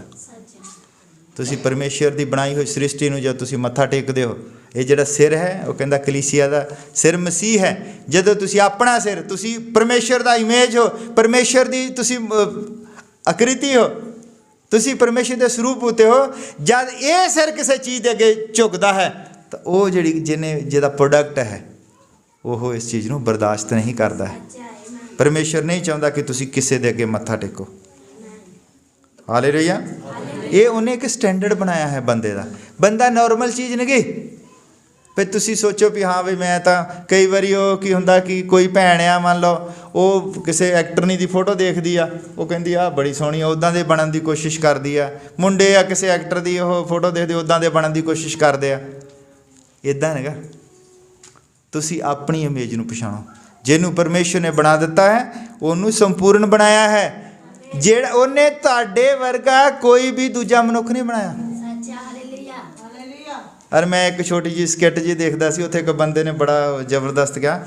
ਉਹ ਕਹਿੰਦਾ ਵੀ ਪੁੱਛਦਾ ਸਾਰਿਆਂ ਨੂੰ ਵੀ ਤੁਸੀਂ ਕਿੰਨੇ ਬੰਦੇ ਗਰੀਬ ਹਨ? ਉਹ ਕਿੰਨੇ ਹੱਥ ਖੜਾ ਕਰ ਦਿੰਦੇ, ਅਸੀਂ ਗਰੀਬ ਹਾਂ, ਅਸੀਂ ਗਰੀਬ ਹਾਂ। ਉਹ ਕਹਿੰਦਾ ਤੁਸੀਂ ਗਰੀਬ ਨੇਗੇ। 400 ਕਰੋੜ ਦਾ ਸਮਾਨ ਪਰਮੇਸ਼ਰ ਨੇ ਤੁਹਾਡੇ ਸਰੀਰ ਦੇ ਵਿੱਚ ਲਾਇਆ ਹੈ। 400 ਕਰੋੜ ਦਾ। ਉਹ ਫਿਰ ਗਿਣ ਗਿਣ ਕੇ ਦੱਸਦਾ ਹੈ। 10 ਲੱਖ ਦੀਆਂ ਕਹਿੰਦਾ 2 ਕਿਡਨੀਆਂ ਲਾ ਦਿੱਤੀਆਂ, 10 ਲੱਖ ਦੀਆਂ ਅੱਖਾਂ ਲਾ ਦਿੱਤੀਆਂ। ਆ ਜਿਹੜੇ ਦੰਦ ਹੈ ਤੁਸੀਂ ਲਵਾ ਕੇ ਦੇਖੋ, ਬਜ਼ਾਰੋਂ 1 ਲੱਖ ਰੁਪਏ ਦਾ ਡੈਂਚਰ ਲਾਉਂਦੇ ਆ। ਉਹ ਕੱਲੀ ਕੱਲੀ ਚੀਜ਼ ਦਾ ਦੱਸਦਾ। ਕਹਿੰਦਾ 400 ਕਰੋੜ ਦਾ ਸਮਾਨ ਲੈ ਕੇ ਤੁਸੀਂ ਤੁਰੇ ਫਿਰਦੇ ਹੋ। ਕਹਿੰਦੇ ਗਰੀਬ ਆ ਤੁਸੀਂ? ਗਰੀਬ ਨਹੀਂ ਹੋ, ਤੁਸੀਂ ਆਪਣੀ ਇਮੇਜ ਨੂੰ ਨਹੀਂ ਸਮਝਦੇ ਹੋ। ਇੱਕ ਵਾਰੀ ਇੱਕ ਬੰਦਾ ਜਿਹੜਾ ਆਤਮ ਹੱਤਿਆ ਕਰਨ ਤੁਰਿਆ ਜਾਂਦਾ ਹੈ ਨਦੀ ਦੇ ਉੱਤੇ, ਜਦੋਂ ਖੜਾ ਹੋ ਜਾਂਦਾ, ਔਰ ਦੂਸਰਾ ਬੰਦਾ ਉਹਨੂੰ ਪੁੱਛਦਾ, ਇੱਕ ਕੋਈ ਸੀਗਾ ਮਹਾਪੁਰਸ਼, ਉਹ ਕਹਿੰਦਾ ਵੀ ਤੂੰ ਆ ਨਦੀ ਦੇ ਕਿਨਾਰੇ ਤੇ, ਉਹਨੂੰ ਇੱਦਾਂ ਲੱਗਿਆ ਵੀ ਆਤਮ ਹੱਤਿਆ ਕਰਨ ਲੱਗਿਆ। ਉਹ ਕਹਿੰਦਾ ਵੀ ਕੀ ਹੋਇਆ? ਉਹ ਕਹਿੰਦਾ ਮੇਰੇ ਉੱਤੇ ਕਰਜ਼ਾ ਬੜਾ। ਕਹਿੰਦਾ ਮੈਂ ਕਹਿੰਦਾ 3 ਲੱਖ ਰੁਪਇਆ ਦੇਣਾ, ਮੈਂ ਬੜਾ ਕਰਜ਼ਾ। ਕਹਿੰਦਾ ਵੀ ਤੂੰ ਇੱਦਾਂ ਕਰ, 3 ਲੱਖ ਰੁਪਇਆ ਦੇਣਾ, ਤੂੰ ਇੱਦਾਂ ਕਰ ਵੀ ਹੁਣ ਤੂੰ ਮਰ ਤੇ ਜਾਣਾ ਹੀ ਆ, ਤੂੰ ਇੱਕ ਆਪਣੀ ਅੱਖ ਦੇ ਜਾ। ਉਹ ਕਹਿੰਦਾ ਲੈ ਇਹ ਤਾਂ ਮੈਨੂੰ ਕਹਿੰਦਾ ਕੋਈ ਕਰੋੜ ਰੁਪਈਆ ਵੀ ਦੇਵੇ ਤਾਂ ਮੈਂ ਆਪਣੀ ਅੱਖ ਨਹੀਂ ਦੇ ਸਕਦਾ। ਤੇ ਕਹਿੰਦਾ ਅੱਛਾ ਇਹਦੀ ਕੀਮਤ ਹੈ ਕੋਈ? ਕਹਿੰਦਾ ਇਹ ਤਾਂ ਕਹਿੰਦਾ ਭਾਵੇਂ ਜਿੰਨੇ ਮਰਜ਼ੀ ਪੈਸੇ ਦੇਵੇ। ਕਹਿੰਦਾ ਤੇਰੇ ਕੋਲ ਕਰੋੜ ਰੁਪਏ ਦੀ ਇੱਕ ਅੱਖ ਆ ਤੇ ਤੂੰ 3 ਲੱਖ ਦੇ ਲਈ ਤੇ ਤੂੰ ਮਰਨ ਤੁਰਿਆ ਆ। ਇਸ ਲਈ ਬੰਦਾ ਆਪਣੀ ਹੈਸੀਅਤ ਨੂੰ ਨਹੀਂ ਸਮਝਦਾ। ਕਈ ਵਾਰੀ ਜੇ ਅੱਜ ਸਾਨੂੰ 2 ਹੱਥ 2 ਪੈਰ, ਅਸੀਂ ਤੰਦਰੁਸਤ ਹਾਂ ਔਰ ਸਾਡੇ ਕੋਲ ਸੌਣ ਦੇ ਲਈ ਬਿਸਤਰਾ ਹੈ ਔਰ ਖਾਣ ਦੇ ਲਈ ਰੋਟੀ ਹੈ, ਤੇ ਤੁਸੀਂ ਦੁਨੀਆ ਦੇ ਸਭ ਤੋਂ ਅਮੀਰ ਬੰਦੇ, ਤੁਹਾਡੇ ਨਾਲ ਅਮੀਰ ਕੋਈ ਨਹੀਂਗਾ। ਇਸ ਲਈ ਆਪਣੀ ਇਮੇਜ ਨੂੰ ਪਹਿਚਾਨੋ। ਤੁਸੀਂ ਪਰਮੇਸ਼ਰ ਦੇ ਸਰੂਪ ਉੱਤੇ ਬਣਾਏ ਗਏ ਹੋ। ਇਸ ਲਈ ਛੋਟੀਆਂ ਮੋਟੀਆਂ ਬਿਮਾਰੀਆਂ ਦੇ ਲਈ ਘਬਰਾਓ ਨਾ। ਉਹ ਤੁਹਾਡਾ ਕਈ ਵਾਰੀ ਪਰਖ ਦੇ ਲਈ ਵੀ ਆਉਂਦੀਆਂ ਕਿ ਤੁਸੀਂ ਉਸ ਇਮੇਜ ਨੂੰ ਸਮਝਦੇ ਹੋ ਕਿ ਨਹੀਂ, ਜਾਂ ਸ਼ੈਤਾਨ ਨੇ ਤੁਹਾਡੇ ਨਾਲ ਖੇਡ ਸਕਦਾ ਹੈ। ਕਈ ਵਾਰੀ ਸਾਡੇ ਉੱਤੇ ਬਹੁਤ ਸਾਰੀਆਂ ਮੁਸੀਬਤਾਂ ਆ ਜਾਂਦੀਆਂ, ਔਰ ਜਦ ਮੁਸੀਬਤ ਆਉਂਦੀ ਹੈ ਤੇ ਤੁਸੀਂ ਪ੍ਰਾਰਥਨਾ ਕਰੋ, ਹਰ ਹਾਲ ਦੇ ਵਿੱਚ ਉਹਨੂੰ ਧੰਨਵਾਦ ਕਹੋ। ਕਿਉਂਕਿ ਜਦ ਮੁਸੀਬਤ ਆਉਂਦੀ ਹੈ, ਜਦ ਤੁਸੀਂ ਮੁਸੀਬਤ ਦੇ ਉੱਤੇ ਜਿੱਤ ਪ੍ਰਾਪਤ ਕਰਦੇ ਹੋ, ਫਿਰ ਤੁਹਾਨੂੰ ਇਨਾਮ ਮਿਲਦਾ ਹੈ। ਹਾਲੇਲੂਇਆ। ਹੁਣ ਤੁਹਾਨੂੰ ਪਤਾ ਲੱਗ ਗਿਆ ਤੁਸੀਂ ਪਰਮੇਸ਼ਰ ਦੀ ਇਮੇਜ ਦੇ ਉੱਤੇ ਹੋ। ਸ਼ੈਤਾਨ ਤੁਹਾਡਾ ਕੁਝ ਵਿਗਾੜ ਸਕਦਾ ਨਹੀਂ, ਵਿਗਾੜ ਸਕਦਾ। ਔਰ ਸੰਤ ਪੌਲੁਸ ਨੇ ਕਿਹਾ ਕਿ ਮੌਤ ਤੱਕ ਵਫਾਦਾਰ ਰਹੋ ਤਾਂ ਤੁਸੀਂ ਜੀਵਨ ਦਾ ਦਾਨ ਪਾਓਗੇ। ਕਿਉਂਕਿ ਉਹਨੂੰ ਜਿਹੜਾ ਸੰਤ ਪੌਲੁਸ ਨੂੰ ਜਦੋਂ ਲੈ ਕੇ ਜਾ ਰਹੇ, ਮੰਨ ਲਓ ਸੰਤ ਪੌਲੁਸ ਨੂੰ ਲੈ ਕੇ ਜਾ ਰਹੇ, ਉਹਨੂੰ ਪਤਾ ਹੈ ਕਿ ਮੈਨੂੰ ਇਹਨਾਂ ਨੇ ਉਹ ਕਰ ਦੇਣਾ, ਹੁਣ ਮਾਰਨਾ, ਹੱਥ ਪਿੱਛੇ ਬੰਨ੍ਹ ਦਿੱਤੇ। ਉਹਨੂੰ ਪਤਾ ਹੈ, ਨਾਲ ਉਹਦੇ ਜਾ ਰਹੇ ਬੰਦੇ, ਉਹਨੇ ਕਿਰਪਾਨਾਂ ਫੜੀਆਂ, ਉਹਨੂੰ ਪਤਾ ਕਿ ਮੇਰੀ ਬਲੀ ਦੇਣੀ ਆ, ਮੈਨੂੰ ਮਾਰਨਾ। ਪਰ ਉਹਨੇ ਪ੍ਰਾਰਥਨਾ ਨਹੀਂ ਕੀਤੀ ਕਿ ਪ੍ਰਭੂ ਮੈਨੂੰ ਬਚਾ ਲਾ। ਉਹ ਪਰਮੇਸ਼ਰ ਦੇ ਨਾਲ ਸਿੱਧੀ ਗੱਲ ਕਰਦਾ ਸੀ। ਕਿਉਂਕਿ ਜਦ ਉਸ ਇੱਕ ਬੰਦਾ ਮਰ ਗਿਆ ਔਰ ਉਹਨੇ ਬੰਦੇ ਨੂੰ ਚੁੱਕਿਆ ਤਾਂ ਉੱਠ ਕੇ ਖੜਾ ਕਰ ਦਿੱਤਾ। ਉਹ ਕੀ ਨਹੀਂ ਸੀ ਕਰ ਸਕਦਾ? ਸਭੋ ਕੁਝ ਕਰ ਸਕਦਾ ਸੀ। ਪਰ ਕੀ ਹੋਇਆ? ਉਹਨੇ ਆਪਣਾ ਜੀਵਨ ਨਹੀਂ ਮੰਗਿਆ ਪਰਮੇਸ਼ਰ ਤੋਂ। ਉਹ ਕਹਿੰਦਾ ਕੋਈ ਗੱਲ ਨਹੀਂ, ਔਰ ਉਹਨੇ ਮੌਤ ਤੱਕ ਵਫਾਦਾਰ ਰਿਹਾ। ਜੋ ਸਦਰਕ ਮੇਸ਼ਕ ਅਬਦਨਗੋ ਸੀਗੇ, ਔਰ ਜਦ ਜਾ ਰਹੇ ਉਹਨਾਂ ਨੂੰ ਅੱਗ ਦੀ ਭੱਠੀ ਦੇ ਵਿੱਚ ਲੈ ਕੇ ਜਾ ਰਹੇ, ਔਰ ਕਿੰਨਾ ਸੀ ਮਾੜਾ ਜਿਹਾ ਕੰਮ ਸੀਗਾ, ਉਹ ਕਹਿੰਦੇ ਨਹੀਂ ਕੋਈ ਨਹੀਂ, ਅਸੀਂ ਮੱਥਾ ਟੇਕ ਦਿੰਦੇ, ਬਚ ਜਾਣਾ ਸੀ। ਪਰ ਉਹਨੇ ਕਿਹਾ ਨਹੀਂ, ਮੌਤ ਤੱਕ ਵਫਾਦਾਰ ਰਹੋਗੇ ਤਦ ਜੀਵਨ ਤੁਹਾਨੂੰ ਮਿਲੇਗਾ। ਆ ਜੀਵਨ ਨੇਗਾ। ਆਪਣੇ ਪ੍ਰੋਸੈਸ ਨੂੰ ਅਸੀਂ ਧਰਤੀ ਦੇ ਉੱਤੇ ਹੀ ਪੂਰਾ ਕਰਨਾ ਹੈ। ਹਰ ਬੰਦਾ ਜਾਣਦਾ ਹੈ ਕਿ ਉਹਦਾ ਡੈਸਟੀਨੇਸ਼ਨ ਕੀ ਹੈ। ਹਰ ਬੰਦਾ ਜਾਣਦਾ ਹੈ ਉਹਨੇ ਕਿੱਥੇ ਜਾਣਾ ਹੈ। ਜੋ ਕੁਛ ਅਸੀਂ ਆਪਣੇ ਬੈੱਡ ਦੇ ਉੱਤੇ, ਆਪਣੇ ਫੋਨ ਦੇ ਵਿੱਚ ਜਿੱਦਾਂ ਦੀਆਂ ਕਹਾਣੀਆਂ ਸੁਣਦੇ ਹਾਂ, ਜਿੱਦਾਂ ਦੀਆਂ ਅਸੀਂ ਫਿਲਮਾਂ ਦੇਖਦੇ, ਸਾਨੂੰ ਪਤਾ ਹੁੰਦਾ ਸੀ ਜਾਣਾ ਕਿੱਥੇ। ਕੋਈ ਵੀ ਬੰਦਾ ਧਰਤੀ ਦੇ ਉੱਤੇ ਭੁਲੇਖੇ ਦੇ ਵਿੱਚ ਨਹੀਂਗਾ। ਤੁਹਾਨੂੰ ਪਤਾ ਹੈ ਕਿ ਤੁਸੀਂ ਸਵਰਗ 'ਚ ਜਾਣਾ, ਕਿ ਤੁਸੀਂ ਕਿੱਥੇ ਜਾਣਾ। ਇਹ ਤੁਹਾਨੂੰ ਆਪਣੇ ਆਪ ਪਤਾ ਹੁੰਦਾ, ਦੱਸਣ ਦੀ ਜ਼ਰੂਰਤ ਨਹੀਂ ਹੁੰਦੀ। ਇਸ ਲਈ ਸੀਰੀਅਸ ਹੋ ਕੇ ਤੌਬਾ ਕਰੋ, ਕਿਉਂਕਿ ਉਹਨੇ ਜਿਹੜਾ ਤੁਹਾਡਾ ਡਿਫੈਕਟ ਜਿਹੜਾ ਹੈ ਉਹ ਕਲੀਅਰ ਕਰਨਾ ਤੌਬਾ ਦੇ ਨਾਲ, ਤੁਹਾਡੇ ਪਛਤਾਤਾਪ ਦੇ ਨਾਲ। ਬਹੁਤ ਵੱਡੇ ਵੱਡੇ ਅਸੀਂ ਦੇਖੇ ਆ ਬਾਈਬਲ ਦੇ ਵਿੱਚ, ਜਦ ਪਰਮੇਸ਼ਰ ਉਹਨਾਂ ਨੂੰ ਨਸ਼ਟ ਕਰਨ ਜਾ ਰਿਹਾ ਸੀ ਤਾਂ ਉਹਨਾਂ ਨੇ ਪਛਤਾਤਾਪ ਕੀਤਾ, ਉਹਨਾਂ ਨੇ ਤੌਬਾ ਕੀਤੀ, ਤਾਂ ਉਹ ਦੁਬਾਰਾ ਉਹਨਾਂ ਨੂੰ ਜੀਵਨ ਮਿਲ ਗਿਆ। ਜਿੱਦਾਂ ਹਿਜ਼ਕੀਆ ਸੀਗਾ, ਜਾਂ ਨੀਨਵੇ ਸ਼ਹਿਰ ਨੂੰ ਸਾਰੇ ਨੂੰ ਖ਼ਤਮ ਕਰਨ ਜਾ ਰਿਹਾ ਸੀ ਪਰਮੇਸ਼ਰ, ਔਰ ਜਦ ਉਹ ਸਾਰਿਆਂ ਨੇ ਤੌਬਾ ਕਰ ਲਈ ਤਾਂ ਉਹ ਪਰਮੇਸ਼ਰ ਨੇ ਉਹਨਾਂ ਨੂੰ ਮਾफ़ ਕਰ ਦਿੱਤਾ। ਅਗਰ ਸਾਡੇ ਉੱਤੇ ਵੀ ਕੋਈ ਕਰਜ਼ ਆ ਜਾਂਦਾ ਹੈ, ਕੋਈ ਬਿਮਾਰੀ ਆ ਜਾਂਦੀ ਹੈ, ਤਾਂ ਸਭ ਤੋਂ ਪਹਿਲਾਂ ਅਸੀਂ ਤੌਬਾ ਕਰਨੀ ਹੁੰਦੀ ਹੈ ਕਿ ਪਰਮੇਸ਼ਰ ਅਸੀਂ ਤੇਰੇ ਪ੍ਰੋਡਕਟ ਨੂੰ ਸਹੀ ਤਰੀਕੇ ਦੇ ਨਾਲ ਨਹੀਂ ਵਰਤਿਆ। ਫਿਰ ਅਸੀਂ ਸਾਨੂੰ ਗਰੰਟੀ ਤਾਂ ਦੇ, ਜਿਹੜੀ ਗਰੰਟੀ ਸੀਗੀ, ਜਦੋਂ ਤੁਹਾਨੂੰ ਗਰੰਟੀ ਹੁੰਦੀ ਤਾਂ ਤੁਸੀਂ ਉੱਥੇ ਸ਼ੋਰੂਮ 'ਚ ਚੱਲ ਜਾਂਦੇ ਨਾ ਕਿ ਆਪ ਮੇਰੀ ਗਰੰਟੀ ਸੀਗੀ, ਔਰ ਉਹਨੇ ਗਰੰਟੀ ਕੀ ਦਿੱਤੀ ਹੈ ਕਿ ਮੈਂ ਯੁੱਗ ਦੇ ਅੰਤ ਤੱਕ ਤੁਹਾਡੇ ਨਾਲ ਹਾਂ। ਤੇ ਇਹ ਗਰੰਟੀ ਦਿੱਤੀ ਸੀ ਉਹਨੇ। ਅਰੇ ਜਦ ਗਰੰਟੀ ਹੈ ਸਾਡੇ ਕੋਲ ਤਾਂ ਫਿਰ ਅਸੀਂ ਕਿਉਂ ਖਰਾਬ ਹੀ ਸਰੀਰ ਨੂੰ ਲੈ ਕੇ ਤੁਰੇ ਜਾਂਦੇ? ਸਾਨੂੰ ਗਰੰਟੀ ਦਿੱਤੀ ਹੈ। ਫਿਰ ਉਹਨੇ ਸਾਨੂੰ ਵਾਰੰਟੀ ਵੀ ਦਿੱਤੀ ਹੈ। ਉਹਨੇ ਉਹ ਵਾਰੰਟੀ ਜਿਹੜੀ ਹੈ ਪ੍ਰਭੂ ਯਿਸੂ ਮਸੀਹ ਦੇ ਲਹੂ ਦੇ ਵਿੱਚ ਹੈ। ਫਿਰ ਜਦ ਤੁਸੀਂ ਉੱਥੇ ਆ ਜਾਂਦੇ ਹੋ ਤਾਂ ਤੁਸੀਂ ਸਭੋ ਕੁਛ ਜਿਹੜਾ ਹੈ ਉਹ ਦੁਬਾਰਾ ਬਹਾਲ ਕਰ ਲੈਂਦੇ ਹੋ। ਤੁਹਾਡੇ ਪਾਪ ਚਾਹੇ ਕਿਰਮਚੀ ਰੰਗ ਜਿਹੇ ਲਾਲ ਹੋਣ, ਜਦ ਤੱਕ ਤੁਸੀਂ ਪ੍ਰਭੂ ਦੇ ਲਹੂ ਦੇ ਸਾਹਮਣੇ ਆ ਜਾਂਦੇ ਹੋ। ਉਹ ਬਰਫ਼ ਜਿਹੇ ਸਫੇਦ ਹੋ ਜਾਂਦੇ। ਉਹ ਤੁਹਾਡੇ ਪਾਪਾਂ ਨੂੰ ਇੰਨੀ ਦੂਰ ਸੁੱਟ ਦਿੰਦਾ ਹੈ ਜਿੱਦਾਂ ਪੱਛਮ ਤੋਂ ਪੂਰਬ ਹੈ। ਪੂਰਬ ਤੋਂ ਪੱਛਮ ਦੀ ਦੂਰੀ ਕੋਈ ਜਾਣਦਾ? ਹਜੇ ਤੱਕ ਨਹੀਂ ਕਿਸੇ ਸਾਇੰਸ ਤੋਂ ਨਾਪ ਹੋਈ ਵੀ ਪੂਰਬ ਤੋਂ ਪੱਛਮ ਕਿੰਨੀ ਦੂਰ ਹੈ। ਤਾਂ ਤੁਹਾਡੇ ਗੁਨਾਹ ਤੁਹਾਡੇ ਤੋਂ ਇੰਨੀ ਦੂਰ ਸੁੱਟ ਦਿੰਦਾ ਹੈ ਕਿ ਬੰਦਾ ਲੱਭਣ ਵੀ ਜਾਵੇ ਕਿੱਥੇ ਸੁੱਟੇ ਗੁਨਾਹ ਲੱਭ ਨਹੀਂ ਸਕਦੇ, ਇੰਨੀ ਦੂਰ ਸੁੱਟਦਾ ਹੈ। ਸਾਡੇ ਕੋਲ ਜਿੱਦਾਂ ਦੇ ਮਰਜ਼ੀ ਗੁਨਾਹ ਹੋਏ ਹੋਣ, ਪਰ ਜਿੱਦਣ ਤੁਸੀਂ ਸੱਚੇ ਦਿਲ ਤੋਂ ਤੋਬਾ ਕਰ ਲੈਂਦੇ ਕਿ ਪ੍ਰਭੂ ਮੈਨੂੰ ਮਾਫ ਕਰ ਦੇ, ਮੈਂ ਤੇਰੇ ਚਰਨਾਂ ਦੇ ਵਿੱਚ ਆਇਆ, ਤੇ ਪ੍ਰਭੂ ਤੁਹਾਨੂੰ ਸਭ ਕੁਝ ਮਾਫ ਕਰ ਦਿੰਦਾ ਹੈ ਔਰ ਤੁਹਾਨੂੰ ਉਹ ਦੁਬਾਰਾ ਤੋਂ ਰਾਜੇ ਬਣਾ ਦਿੰਦਾ ਹੈ। ਹਾਲੇਲੂਇਆ। ਜਿਹੜੀ ਅਮੇਜ਼ ਤੁਸੀਂ ਆਪਣੀ ਖਰਾਬ ਕਰ ਲਈ ਸੀ, ਜਿਹੜਾ ਰਾਜ ਤੁਹਾਡੇ ਹੱਥੋਂ ਚਲਾ ਗਿਆ ਸੀ, ਉਹ ਰਾਜ ਤੁਹਾਨੂੰ ਦੁਬਾਰਾ ਵਾਪਸ ਮਿਲ ਜਾਂਦਾ ਹੈ। ਆਓ ਅਸੀਂ ਸਭ ਖੜੇ ਹੋ ਜਾਂਦੇ ਹਾਂ।